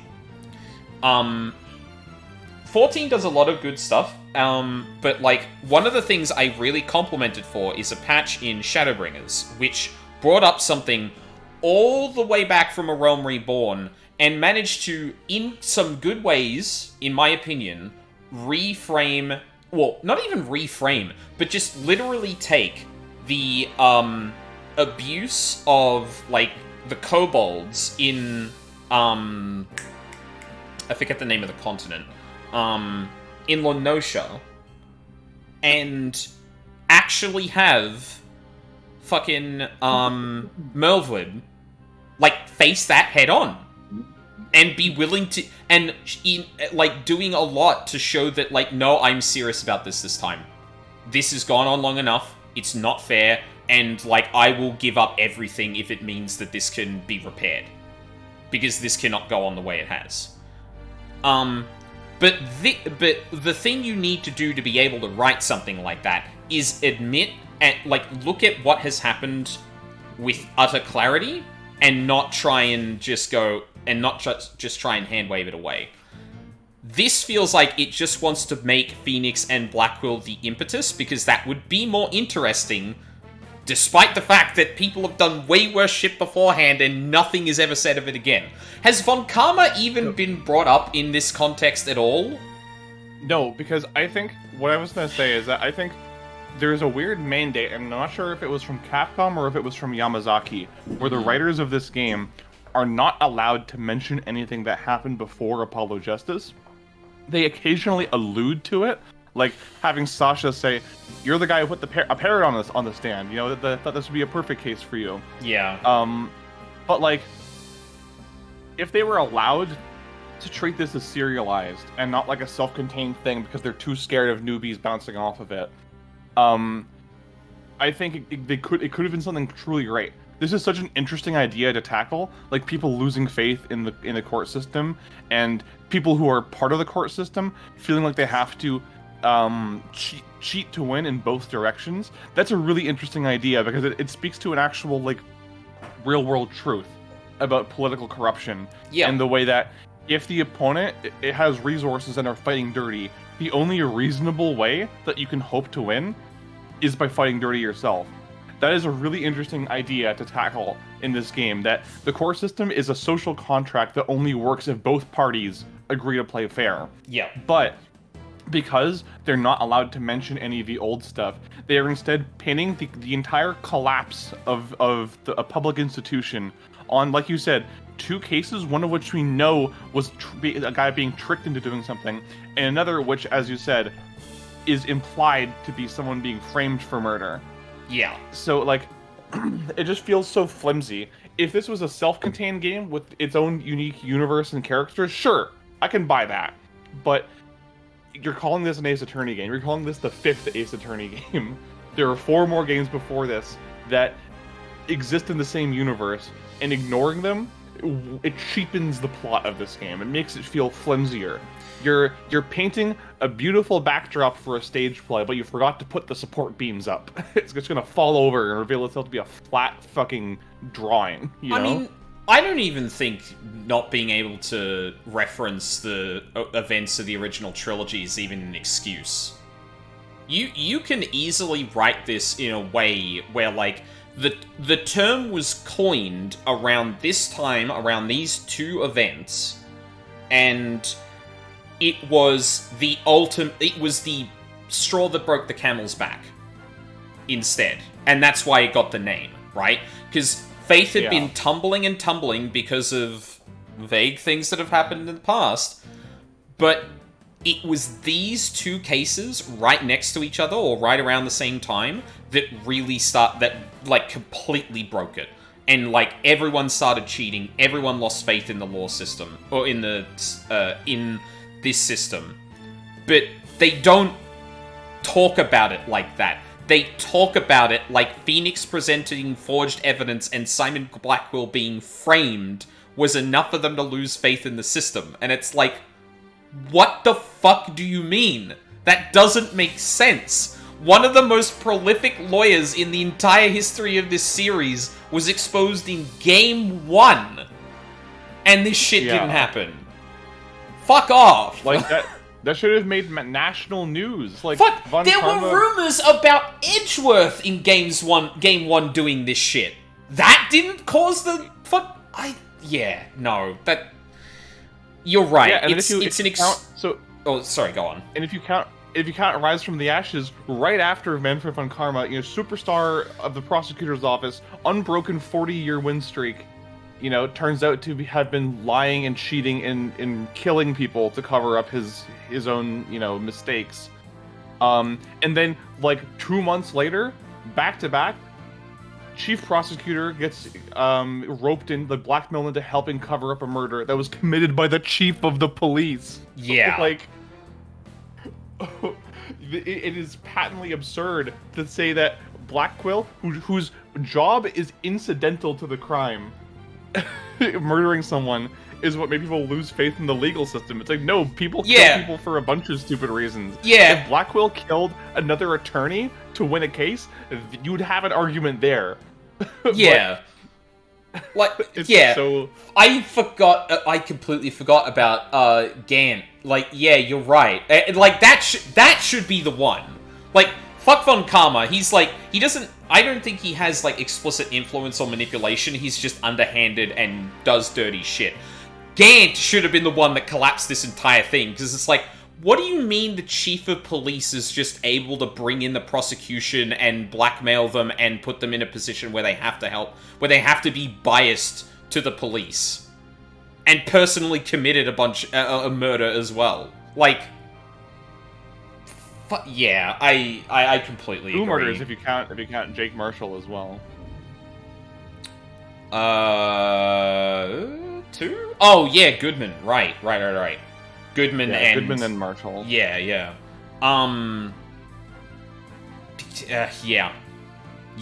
It's bad. And obviously I haven't seen the rest of the game, but like the way it's talked about it to this point, I would be confident in saying that even if it did at some point mention this again, it's too late. Like, you haven't built it up in a way that it's like, this is the culmination. Or, like, it'd be awesome if it was like, that was the final straw. The culmination of this entire series has been, like, people losing faith in the justice system. And you as the player can sympathize with that, because what the fuck clown show have you been involved with for the last 4 games? That's garbage. If that was happening in real life, I wouldn't believe in the justice system either. Like... For the next stream announcement tweet next week, you should use the screen cap from Case 3 of Athena being like, I'm getting real sick of hearing about this Dark Age of the Law. Yes, I should. You're absolutely right. Yeah, because like anyway, we can compartmentalize this for now. We'll have more to say about it later, but I just wanted to get that off my chest because like I like this game. I think it is in the lower rung of Ace Attorney games, but like the worst Ace Attorney game is still better than most narrative games out there, for me at least. Absolutely. Like, if this is the kind of thing that's the biggest problem the game has, that is like, in certain ways, like, light years ahead of others. Yeah, but like as someone who is interested in writing and who is a writer, this shit bothers me so much because it smacks of unmotivated writing. It smacks of having a strong idea or you want to communicate a theme so badly, but you're not willing to put in the legwork to set it up. Like, yeah, it feels the same as if, you know, at the end of a murder mystery, the culprit turns out to be a character that you never saw before. It's like, okay, well, I don't really feel surprised or excited by that because there's no way I could have guessed that. Yeah, and it's like, finding out the reason behind the Dark Age of the Law that they've been mentioning the whole time. It's like, oh, okay. That doesn't seem like interesting or compelling. Yeah, like that was the thing. That was the thing that caused this, really. It's entirely like you're absolutely right. It's like it's interesting. They wanted to talk about it. That was the end of the thought. How do we get there? And like they wanted to do. To be fair, if there was kind of like nudges from like, don't talk too much about the previous games because that's too much info for people to get. Like, I still think there are ways around that, but it definitely becomes a lot more difficult if you're getting pressure to not talk about that and you have to make it a self-contained thing. Yeah, and like, again, I feel like if it might work a bit better, not perfectly, but a bit better, if they didn't make Blackwell's profession incidental to his crime. Yeah, like. If Athena's mom was also a lawyer, and that's what inspired her to get into the legal practice, and Blackwell, you know, had to go up against her in court one day, and then he was photographed stabbing her to death the day before the verdict was supposed to be revealed. That would cause people to lose faith in the justice system. You can be a good lawyer and be good at your job, and the prosecution will just stab you to death. You know? Yeah. Like, that would be horrific and a horrific and shocking crime, but the fact that it's seemingly over space shit is like, he stole a space rock. Like, okay. The newspapers would not mention his profession. The newspapers wouldn't say prosecutor, viciously maims woman. It would say psychology student murders professor, or like murders mentor or something. You know? Yeah. Like at the very least. Sorry. Go on. Yeah, like it might say in like the third or fourth paragraph, Simon Blackwell, who's been a member of the prosecutor's office for the past 2 years, comma, and that's the only mention it gets because like. Yeah, because like, oh, that's where people might know him from, so important to mention that for people to connect the dot. But yeah, like the real news story here is a student killed his mentor, and didn't have a motive for it. I can't like square in my head how this would cause people to lose faith in the justice system, because this is the justice system doing its job, right? Like, he killed someone and he went to jail for it. The trial only lasted 1 session. It was speedy justice. Like, right. But yeah, like, at the very least, in Phoenix's case, he did something as a lawyer that undermined people's faith in things. Forget for a moment that obviously, like, if anything, Phoenix's I would believe more if it was just that. Because that is one lawyer getting another lawyer to present fake evidence and then tipping the prosecution off to make it look like that was, like, to bring that to light. Like, it looks like collusion, right? Exactly. Like, if the focus was not actually on Phoenix's part in that, but Kristoff's, yeah, that lines up. He puts him up there with fucking Gant in terms of actual interdepartmental corruption and shit. Mm-hmm. Yeah. No, I haven't been making too much light of it, but I do completely agree. I don't like that it keeps bringing this up like it's, this grand thing where I'm, like, again, it would be great if it was the culmination of this and it pointed that out at the very least. And I don't think you need to do it very heavily to imply, like, well, I mean, think about your path to here. And that could apply for this game. That could apply for the entire series. Because there's examples of silly shit happening in this game and in the entire series. I think even if they didn't want them explicitly mentioning the old games, just having Phoenix say, we faced a lot of corruption in our days, and that had already eroded the foundation of people's respect. And then have, like, silhouettes of, like, Von Karma and Godot and Red White or something on the screen, you know? And Gant. And then, like, you don't have to show them. You don't actually say, oh, you remember when Gant was corrupt? You can just show a silhouette that implies Phoenix is remembering a case in which a major authority figure in the legal system turned out to be, you know, corrupt and murderous.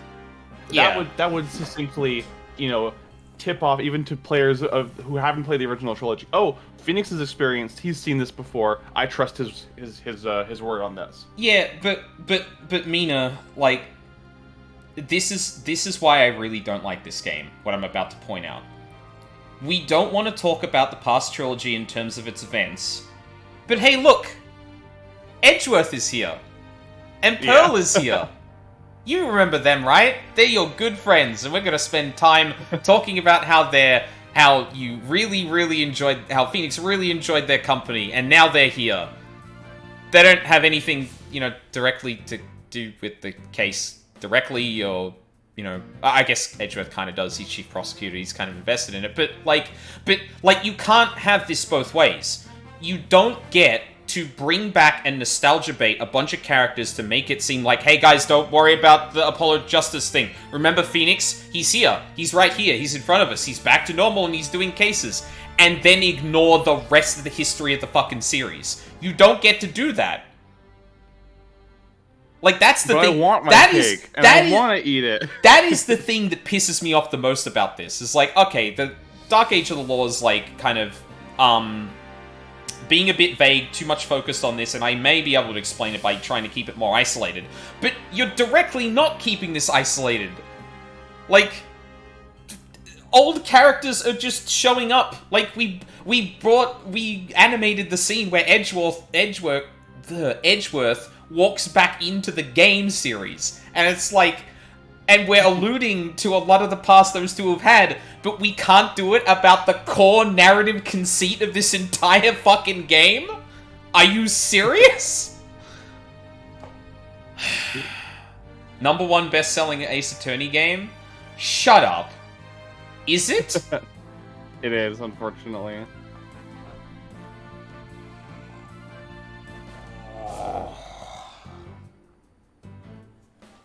I should fucking clarify.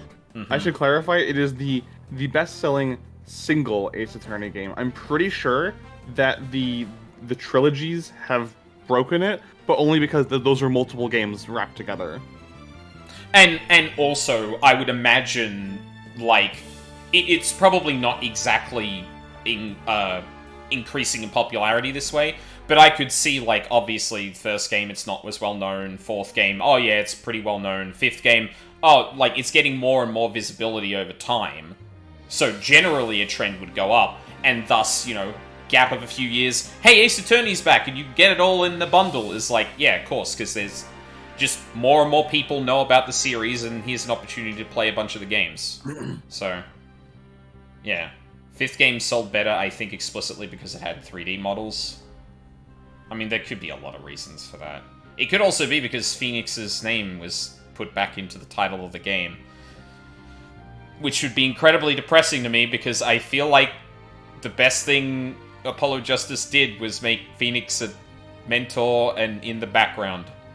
And I generally do not like the high-level direction this game has gone in terms of this. But yeah, we are going to need to wrap up soon. So let's get through this until another thing before we. Yeah, I saw Phoenix and I clapped. Yeah. And I would really hope people who like a game series that is very much more about narrative and all that would be beyond that kind of thing, but... Anyway, stay tuned for, oh god, what the fuck is the name of it? Hold on. Shit. Oh, the joke's dying. No, where is it? No Sleep for Kaname Date, that's it. Get ready for... Oh, fuck. I'm actually so excited for that, though. I would listen to, like, an audiobook that's just, like, AI characters bantering, honestly. Oh, absolutely. Like, but it does feel a bit like, what... Like, I get it is a side game, but, like, and it's not exactly the same, don't get me wrong, but it did, like, this conversation did make me think of that, of like, huh, yeah, the next game was just, like, a side thing that explicitly calls out Dante specifically. Oh, yeah, we're going back to Dante and Iba. But I've heard theories about that game that make me very, very interested in it, though. So. I heard one thing. I don't know if it's speculation, because it was communicated secondhand about the timing of that game that made me go, okay, I'm not paying attention to any more of the marketing in this game. I'm just gonna pick it up because I don't want. Okay, so I've cracked open a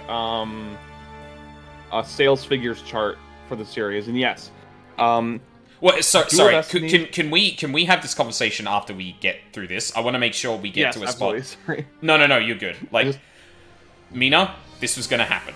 This conversation needed to happen at some point, and the time the game is like, oh, but this is the narrative core of the game, is the time to be like, wow. About that. It was a downward spiral after that. An absolute nightmare. After those two cases, the mass media launched an all-out attack on the courts. Public opinion was tainted, and before long, the legal world itself was sucked into it.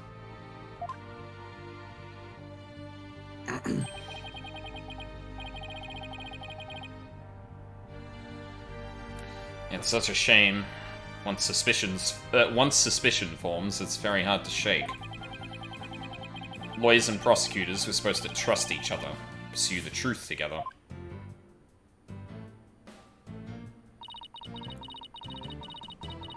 It's so sad when people begin to cast doubt. They start lying to themselves and each other. Yes. Do absolutely anything to win. We're in an age now where winning is valued far more than the truth. I'm sure it's caused our new chief prosecutor to lose many a night's rest. Is it just me, or did his brow get even more furrowed than the last time I saw him?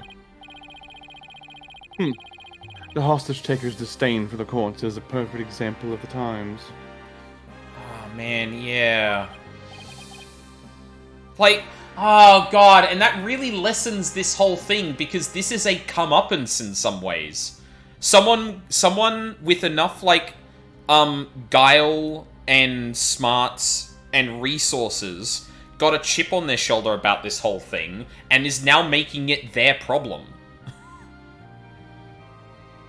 But, and it would be one thing if, like, you know, Dark Age of the Law and all that, and then the specific, like, straw broke the camel's back for Aura was these two events. Or even just Blackwell in general. Well, and it makes more sense, and that would actually make Blackwell's circumstance make more sense, because she's like, no, that is not what happened. That is not what happened. You are just, like, the bullshit thing about just decisive evidence, and that's it. Gone. Is complete bullshit. Which, again, is something that Phoenix tried to overturn, and then just didn't happen, because apparently we needed a narrative thing that wouldn't have made sense in that scenario. Anyway. Yeah, I'm gonna pin that more on real life than anything. I feel like if Japan's jurist system actually did like continue being used beyond its pilot period, the games would probably change to reflect that, because like perhaps both of the Great Ace Attorney games have a juror system. Like, the games can support it. It's totally workable. They just, I think, because these games are based on they're satirizing the Japanese legal system specifically, they just decided to wrap it up after things didn't change in Japan in the 7 years between Ace Attorney 4 and this game coming out. Right, or kind of like, yeah, because they got more to say about that because it's continued on. And like, I feel like there's a way to write that into it, but again, if you can't talk about the previous games, it's kind of hard to do that. It sure is. Do you have any idea who the hostage taker might be? I know exactly who it is. Well, somebody who mistrusts the court system and who can manipulate robots. It can really only be Aura Blackwell. Who else but her would want a retrial of that case from 7 years ago so badly? I'm Blackwell's older sister and the owner of this room. I agree with your conclusion. Perhaps she intended to force Miss Sykes to confess. Actually, I think she had a much more horrific plan in mind for Athena. The important thing is for you to solve UR1 and prove Blackwell's innocence. And then maybe she'll release the hostages. I'm counting on you, Wright, to set that prosecutor and those hostages free. And I'll be counting on you in court to help me too. Of course, I'll do everything I can to help uncover the truth. As this isn't an official trial, I'm more at liberty to be a little unorthodox. Mr. Wright, are you finished with your investigation? Yeah, but I'd like you to tell the hostage taker something for me. I have to go to the detention center. I can't start the trial until I've talked to Athena. She's already given her consent. I'll accompany you to the detention center. What? So I'm still being watched, huh? These robots have long-range signals. Apparently. One mistake about putting Wi-Fi everywhere. The robot can be controlled from everywhere now. I'll see you in court, Edgeworth. Even if it will be an undocumented trial, it'll be good to face you in court again.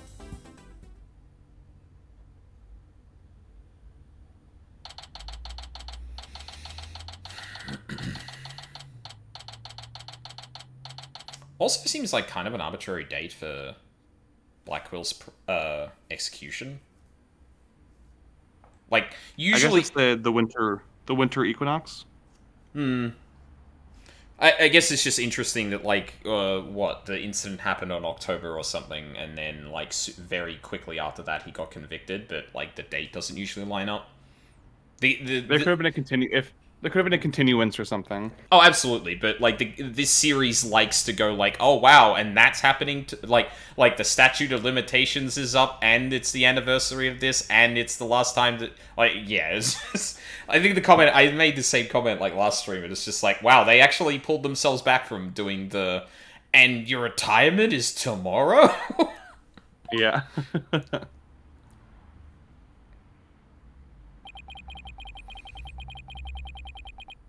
She was right by my side only a few short hours ago. But I feel like I haven't seen her in ages. Oh, Mr. Wright. And Pearly, too. I knew you'd come. After all, the first step is the interview with the defendant. She comes out and she has the same marks under her eyes that Blackwell does. So it turns out you cry a lot in prison. Yeah. You know that? And because you're my friend, and I was worried about you. Thanks, boss. I'm not the only one who's worried, either. Really? Who else? I saw Miss Woods today. She was so beside herself she came to find me. She told me you used to live in the Cosmos Space Center. I wonder you knew so much about the place. Oh, so you know, huh? Sorry I didn't tell you. That's alright. But there are some other things I'd like to ask you. Sure, you can ask me anything. I promise I won't keep any more secrets from you. Oh, come on. No music? God damn. Okay. That's alright. Oh, there we go. It took a second. Dramatic pause. You know how it is. Saved the game.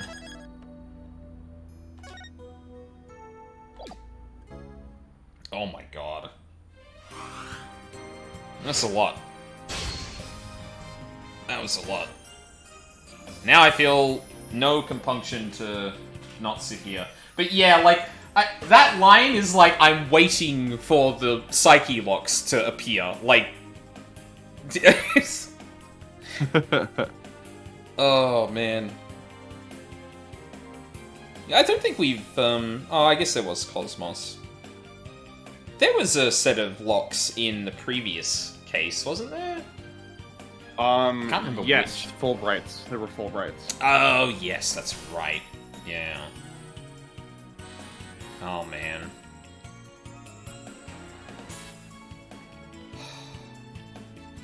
Yeah, like... Yeah, so, like, obviously this is still very much the opening, moments of the case, where it's, like, really laying out everything, but, like, it's pulled so much from the game, like, Case 1, Case 4, like, shit from Case 1 and Case 4. Like, the whole thing with Tonate just made me go, like, oh god, what are we getting into right now? Like, yeah. honestly, like, when you're trying to set up something more complicated, like, literally taking more time to actually go through it and have, like, a mini mystery arc and then another case to kind of fully find all the complicated factors and the mystery and actually solve them is, a good way to go about it.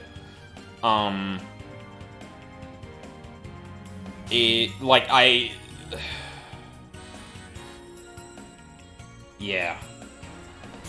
I don't see my opinion in terms of, like, the broader kind of the broader narrative and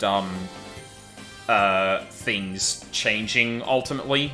I like the little hint, and it's buried there. Like, you really need to think about, like, what was happening during Apollo Justice in this game to reach it, which I think is honestly a mistake in some ways. But you do get a little bit of that Beanie Phoenix when he's, like, clearly plotting. When in retrospect, he's actually been waiting for this kind of thing to come up again. That his goal is to try and help Edgeworth with Blackwill. But yeah, I still like, and we'll see where some of it comes in, because it's funny, because, like, it really feels like they're building up Athena as, like, a really natural empath, but, like, she still utilizes that all through Widget, which is a strange choice given that. Like, unless she at some point is about to, like, completely not use Widget and get the same results, like, maybe that's where it comes into its own. I feel like Widget isn't actually detecting things, that she's doing that. Widget's just the UI through which she's organizing her information. Because the Moon Matrix is never ever used without her present, and it's not like she's like saying, "Oh, Widget's detecting this." She's like, "I'm hearing this in your voice," or "You seem to feel this when you say this." Like, but I think it's just like. But there's a literal piece of evidence saying that it does exactly the same thing as Athena, and Phoenix pointed that out specifically. Like, which evidence was that? I wonder if we can go back to it. It's where it talks about the capabilities of the robots. Can infer people's emotions by analyzing their tone of voice and communicate with them. Final point. Yeah, but I think when Phoenix was saying that, he was like, "Oh, Athena can do that too," not, "Oh, Widget can do that too." Well, yes, he was saying that Athena can do that too. Obviously, I'm making a bit of a bridge here that, like, hey, I think Widget is running off the same thing as Ponko, because that's been heavily implied. Well, maybe not heavily implied, but, like, I feel like I've caught on to that. I might be making a little bit of an assumption here. I'll grant that. But I think my problem is less that, how do I say this? It's less that Widget is the one doing the analysis, and rather that it's heavily framed through that. But it doesn't, like, make, like, it to me at least, it's read so far as, like, Athena and Widget are working together to do this, and Widget and her are making the same conclusions, but Widget is visualizing it, whereas Athena is just talking about it. And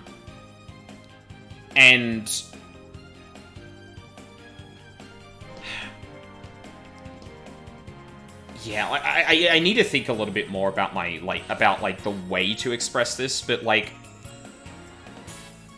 the way Apollo uses his bracelet, for example, like, his bracelet is telling him something is up, but it is him that is reading that person. And it's like a kind of, I guess it is kind of a combination of the two.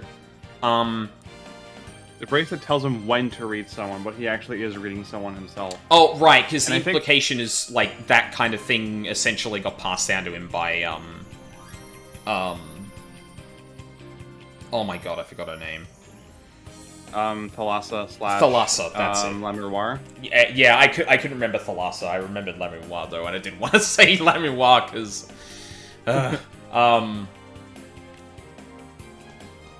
yeah, maybe I need to think through it a bit more. I guess it's just oh, sorry, go on, you know. Yeah, just, like, my understanding, like, just based on how often Athena talks about being able to hear the emotions in people's voice and whatever, and the fact that she has to manually update the display rather than it automatically doing that, makes me feel like Widget is just, like, an organization. It's basically like a spreadsheet. Like, she's just presenting the information that she inputs into it in a visually digestible way, which is why Phoenix and Apollo are able to use it when she's their counsel. But she is actually the one inputting this information based on what she hears in people's voices. Like, it's not just picking it up automatically.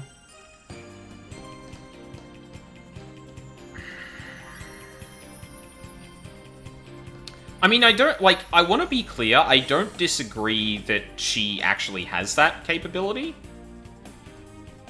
Like, that's absolutely not what I'm saying. Yeah,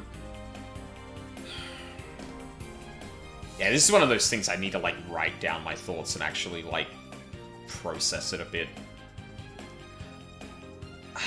And I guess, like, part of it is kind of, like, the frustration with the UI, too, that I attach to that mechanic.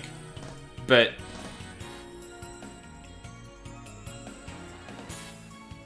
no, I need to literally sit down and think about it a bit more, I think. But yeah, like, I have issues with the way, like, Athena's handled, beyond that. The whole Clay and Apollo thing's also kind of... like, oh yeah, random person, like, again, it... And you know, when we were talking earlier about, like, it does feel like this game was kind of built to, or written to stand on its own, that has been... I feel like that has so far only been a detriment to this game. And the times that it does bring up past stuff is either novel or, like, neutral at best.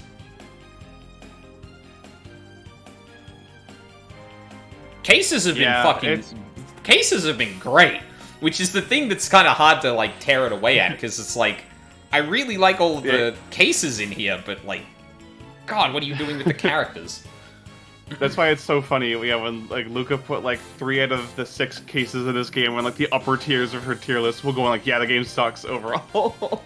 Yeah. It's like, yeah, I'll never forget the first stream of this game I did, where, like, within an hour, it had just undermined Athena. And that has only looked worse as it's gone on, because, like you pointed out, like, really seizing up in front of Pain when you had to deal with Blackwell? Are you serious? And what? Just to let fucking Phoenix walk in and be like, "That's right, everyone, I'm back in the series." Yeah, like, if that was chronologically the first case, if that was the first time Athena's ever stood in court, sure, I'd still rather a Pain didn't do it, but, I can buy it begrudgingly. Yeah. But because of the wacky time shit this game does, it's like, whatever. No, I don't think that's possible. I don't think anyone can stare down someone strong enough to break his own shackles and fucking air slash you from across the room. That man is convicted of murder. Yeah, and then face down this fucking twerp with a pompadour who calls you mean names, and that's what makes you have a mental breakdown. Like, it makes her look so fucking weak. And I'm not the kind of person who usually cares about that shit. Like, that's some, like, Republican, reactionary shit. But, like, if you're trying to sell us on this character, the very first thing we see her do probably shouldn't be have a breakdown over being called a baby, a little tiny baby piss girl. And have to be Oh, sorry, finish your thought. Yeah, like by an incompetent asshole. And have to be saved by the main character of the story, who is a man. Yeah. Like, fuck. It's such a bad introduction to this fucking game. Like, is Phoenix even the main character? The story's way more about Athena than it is about him. Like, let's be real. But Mina, his name is in the title. and that's why I really don't like a lot of the things outside of the literal casework that happens here, because it feels like it's trying to get away from, like, anything that was unique and interesting to carry forward from Apollo Justice. Like, and I honestly resent that, because I think, like, I don't think anything's gonna beat Trials and Tribulations, honestly, because that is phenomenal. But, like, Apollo Justice is up there. It has one of the worst cases in the entire series, and I still think that game is really good. Yeah. I think you'll like Spirit of Justice a lot then, because Spirit of Justice goes a long way towards fixing a lot of the shit that's wrong with this game. It has a really good, like, through line that feels very narratively satisfying, and the final case is meaty. There is so much to sink your teeth into, both, like, narratively and thematically. Mm-hmm. Wolfie and I have the same brain. Yeah, I mean, you said that, and, like, I'm pretty good at like divorcing myself from like, oh, I heard this thing, but I'm gonna go in blank slate and just yeah. But like, I like to, that the feeling that Lucas said, I like organically came to within like the first hour and a half of the game. It was just like, oh my god, yeah okay, I see why Luca thought this. And sorry, one more thing on the Athena thing too. Like, I think it would have been more interesting that the reason that Phoenix has to step in is because Pain manages to push her buttons enough that she's getting aggressive. Not that she's feeling like, oh no, I can't do this, what am I gonna do? But more like, I will leap across this goddamn courtroom if you do not stop calling me that name, you absolute motherfucker. And specifically because she's had to deal with Blackwell, and now this twerp is saying that, and she gets like... Oh, sorry, go on. Yeah, like, or even better, have Pain insult Juniper and make her have a lesbian panic moment and be like, I'm gonna fucking kill you, don't call her that. Yeah, like, why are you insulting my client? Like, you're insulting my client. He's like, hey, what are you gonna do about that? And then she's, like, restrained from leaping across the room at him. And, like, fuck, like, yeah, that would have actually been a cute dynamic. And I don't want to give too much to the Pains. They're meant to be newbie killers. I would think that would be within their repertoire to realize, oh, I can get a rise out of this one and maybe get them in contempt of court. Yeah. And, like, again, establish that a prosecutor is trying to do some underhanded shit to get a win. Like, yeah. It's such a shame, because, like, again, the cases in this game, really damn good. It has one of my favorite cases in the entire series in it. Do I wish it continued like this? Probably not. And I'm biased, because, like, fucking Beanie Phoenix is probably, like, my favorite. Like, that's such an interesting interpretation of him coming, like, especially through what was called the Dark Age of the Law. Of course, he might also get jaded, too, because he was, like, the patsy for that. Like, he was the one that was made to take the fall. So, like, of course he'd also be jaded, too. Fuck, like, that would be an interesting thing for a Phoenix that is also jaded with the justice system to be juxtaposed against Aura, who is, like, losing her goddamn... or is, like, doing a lot in terms of, like, voicing her distaste for the justice system. Beanie Phoenix should have just been Phoenix for this entire trilogy. Yeah, and then maybe in, like, the final one of the trilogy, have him actually step into a courtroom and be like... Or, like, something similar to this. Hey, it's an unorthodox case. Phoenix, do you want to take that up? And he's like... Yeah, alright. Alright. I will personally try and make sure this part of my plan or whatever to address things goes well. But, like, I think we had enough of that in Apollo Justice, and I don't know, they didn't know what to do with him or wanted to ignore the previous game.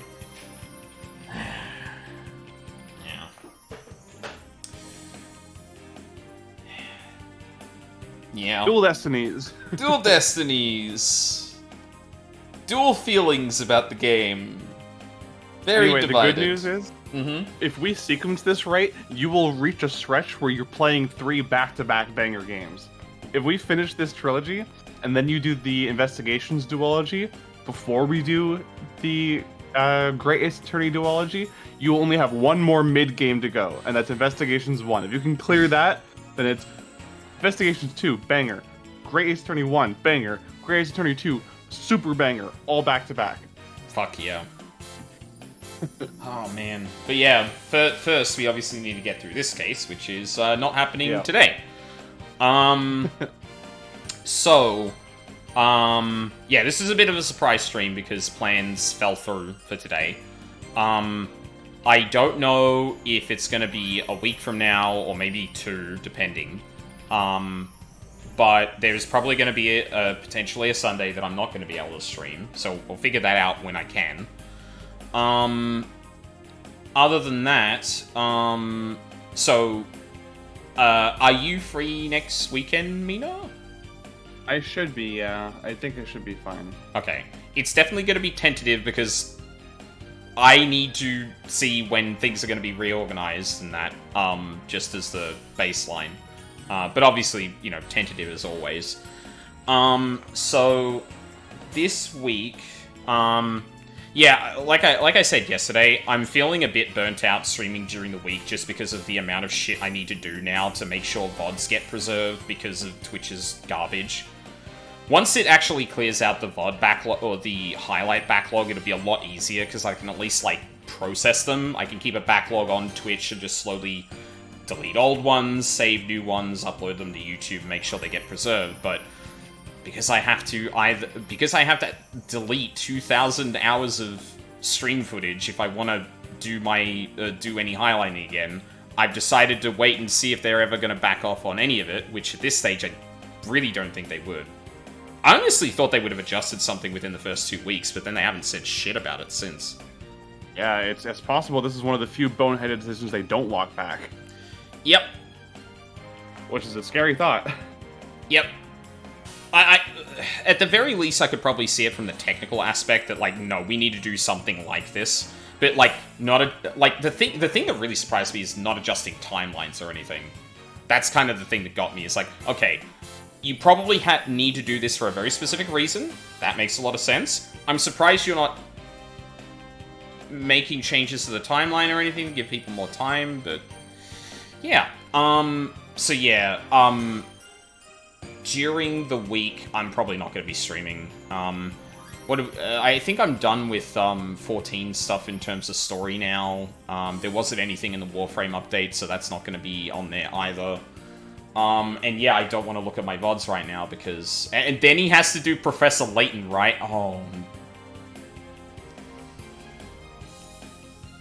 Maybe? That's up to you. It hasn't been officially re-released. You would have to get a 3DS emulator, which might be difficult because the most popular one was killed. Yeah, it sure was. But, yeah, I mean, it's pretty well known that I have complicated feelings about that game, but it's not a bad game. I think, like, the moment-to-moment writing is really good. It has some of the best Maya scenes in the entire series, which I know is a big, like, selling point for Luca specifically. I really, really fucking hate the way that Professor Layton games wrap up their stories. And I think that the Professor Layton style of storytelling infects Ace Attorney cases, because Ace Attorney has always been okay with a little bit of magical realism, like, you know, spirit channeling is a thing. There are, like, multiple cases that revolve around the explicit supernatural. All that's really cool. Instead of going with that for this game, they do that fucking bullshit Professor Layton thing of, oh, everything fantastical has a very logical scientific explanation, even though the scientific explanation ends up being even more preposterous and hard to believe than just it was magic. Yeah, so I haven't paid attention to the stories, but I did at one point have Barry on in the background going through some of the Professor Layton games, and the bits of the story I did catch, I definitely got the impression that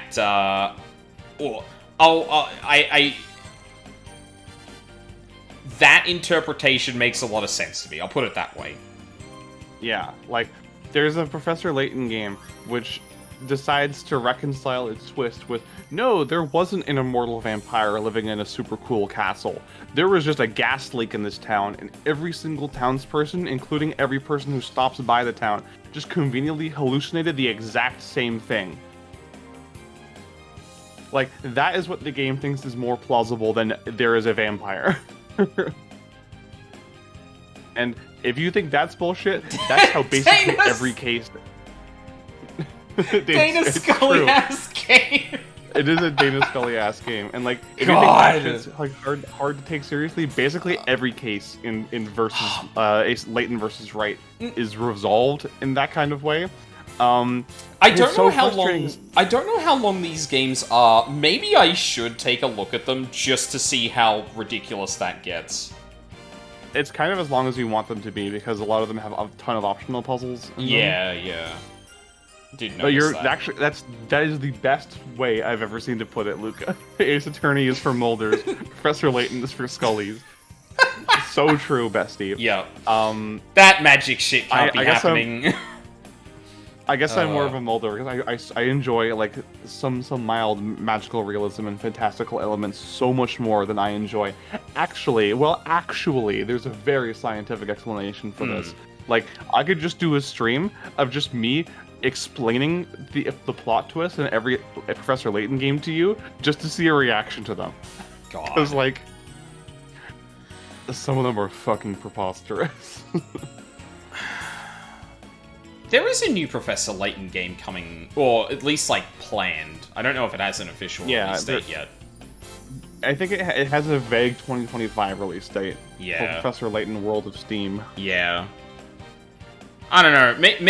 Maybe I should tackle at least one of those games and see how I feel about it. And experience it organically, and then go, okay, Mina, we're gonna do the stream where you tell me all the plot points, and I'm gonna be in this pose for the entire thing. That's basically how it'll go. Yeah. Yeah. Yeah.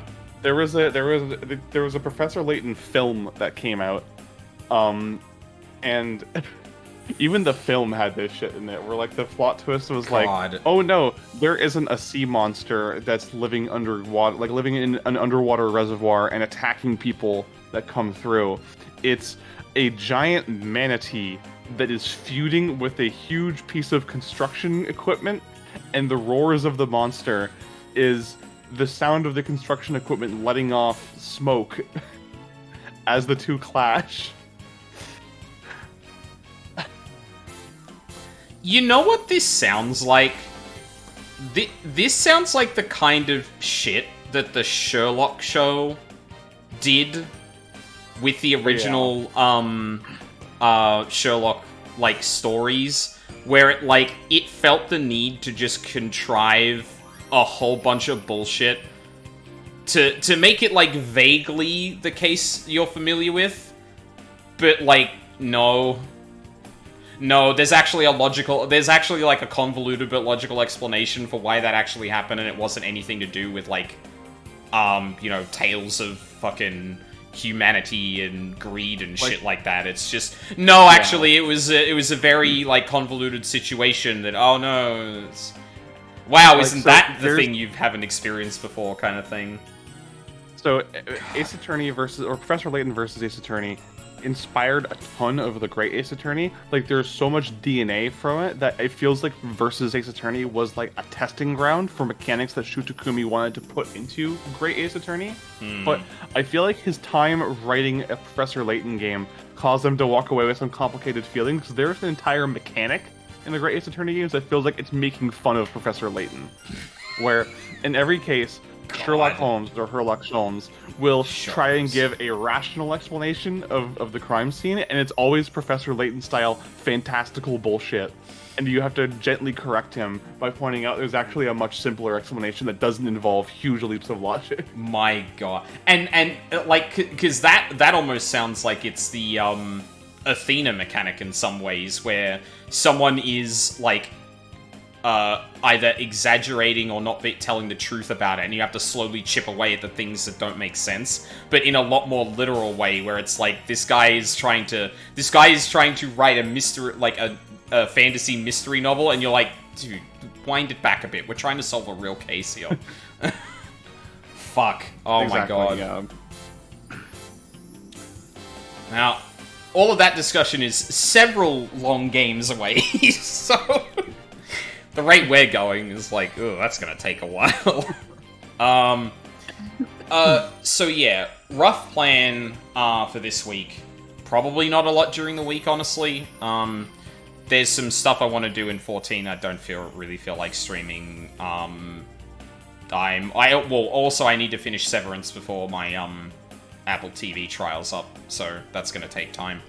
On the weekend, oh god, I'm probably gonna take a little bit of time away from Monster Hunter just to chip away at it by myself before going back to it, I think.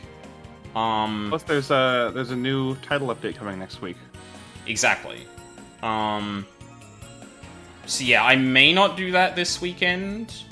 What I'm probably going to do instead is try and actually finish off the Path of Exile thing. I think there's like 1 or 2 streams of that left. because, and then I haven't even done the 16 DLC yet, which I've kind of left off because I don't want to go back and beat the game just yet, because there's a lot of other shit I want to do and play. So yeah, I think next weekend's probably going to be Path of Exile and hopefully some Ace Attorney. Otherwise, it might be back-to-back Path of Exile, we'll see. Yeah. I think with this whole VOD fiasco thing, it's just kind of shattered a lot of my... Well, that and the, like, big break during March, because there's just a lot of shit going on. Like, I'm honestly, like, re-looking at, like, the plans I wanted to do and going, I don't know if I want to do some of these, I don't know if I want to continue some of these. Ace Attorney, thankfully, is still going, and I am really enjoying it, so that's going to be the constant, but whatever happens else otherwise is, yeah. Yeah. But yeah. That's going to be the rough plan, I think. Yeah, I think we'll just end it here then. Because yeah, I'm past the point I was like, oh yeah, I need to finish up by this time. So yeah, it's not a hard and fast thing. I'm not late for something. It's just like I'd rather, yeah, try and make sure I get some errands done before a particular time because it'd be better than rushing for it. But yeah, that's gonna be it for today. Oh no, I can't grab Athena. I can't grab Maya anymore because I put her in a folder. Damn it. There we go. Thank you, Maya, for your presence here today. It really helped. We'll see you... I don't know when we see you, actually. I'm gonna stop thinking about that because I have a guess and I don't want that confirmed. Yeah. Oh god. So thank you very much for watching Climber on the Pods. I really appreciate it. I hope you all have a lovely day, and I hope to see you all next time. Thanks, everyone.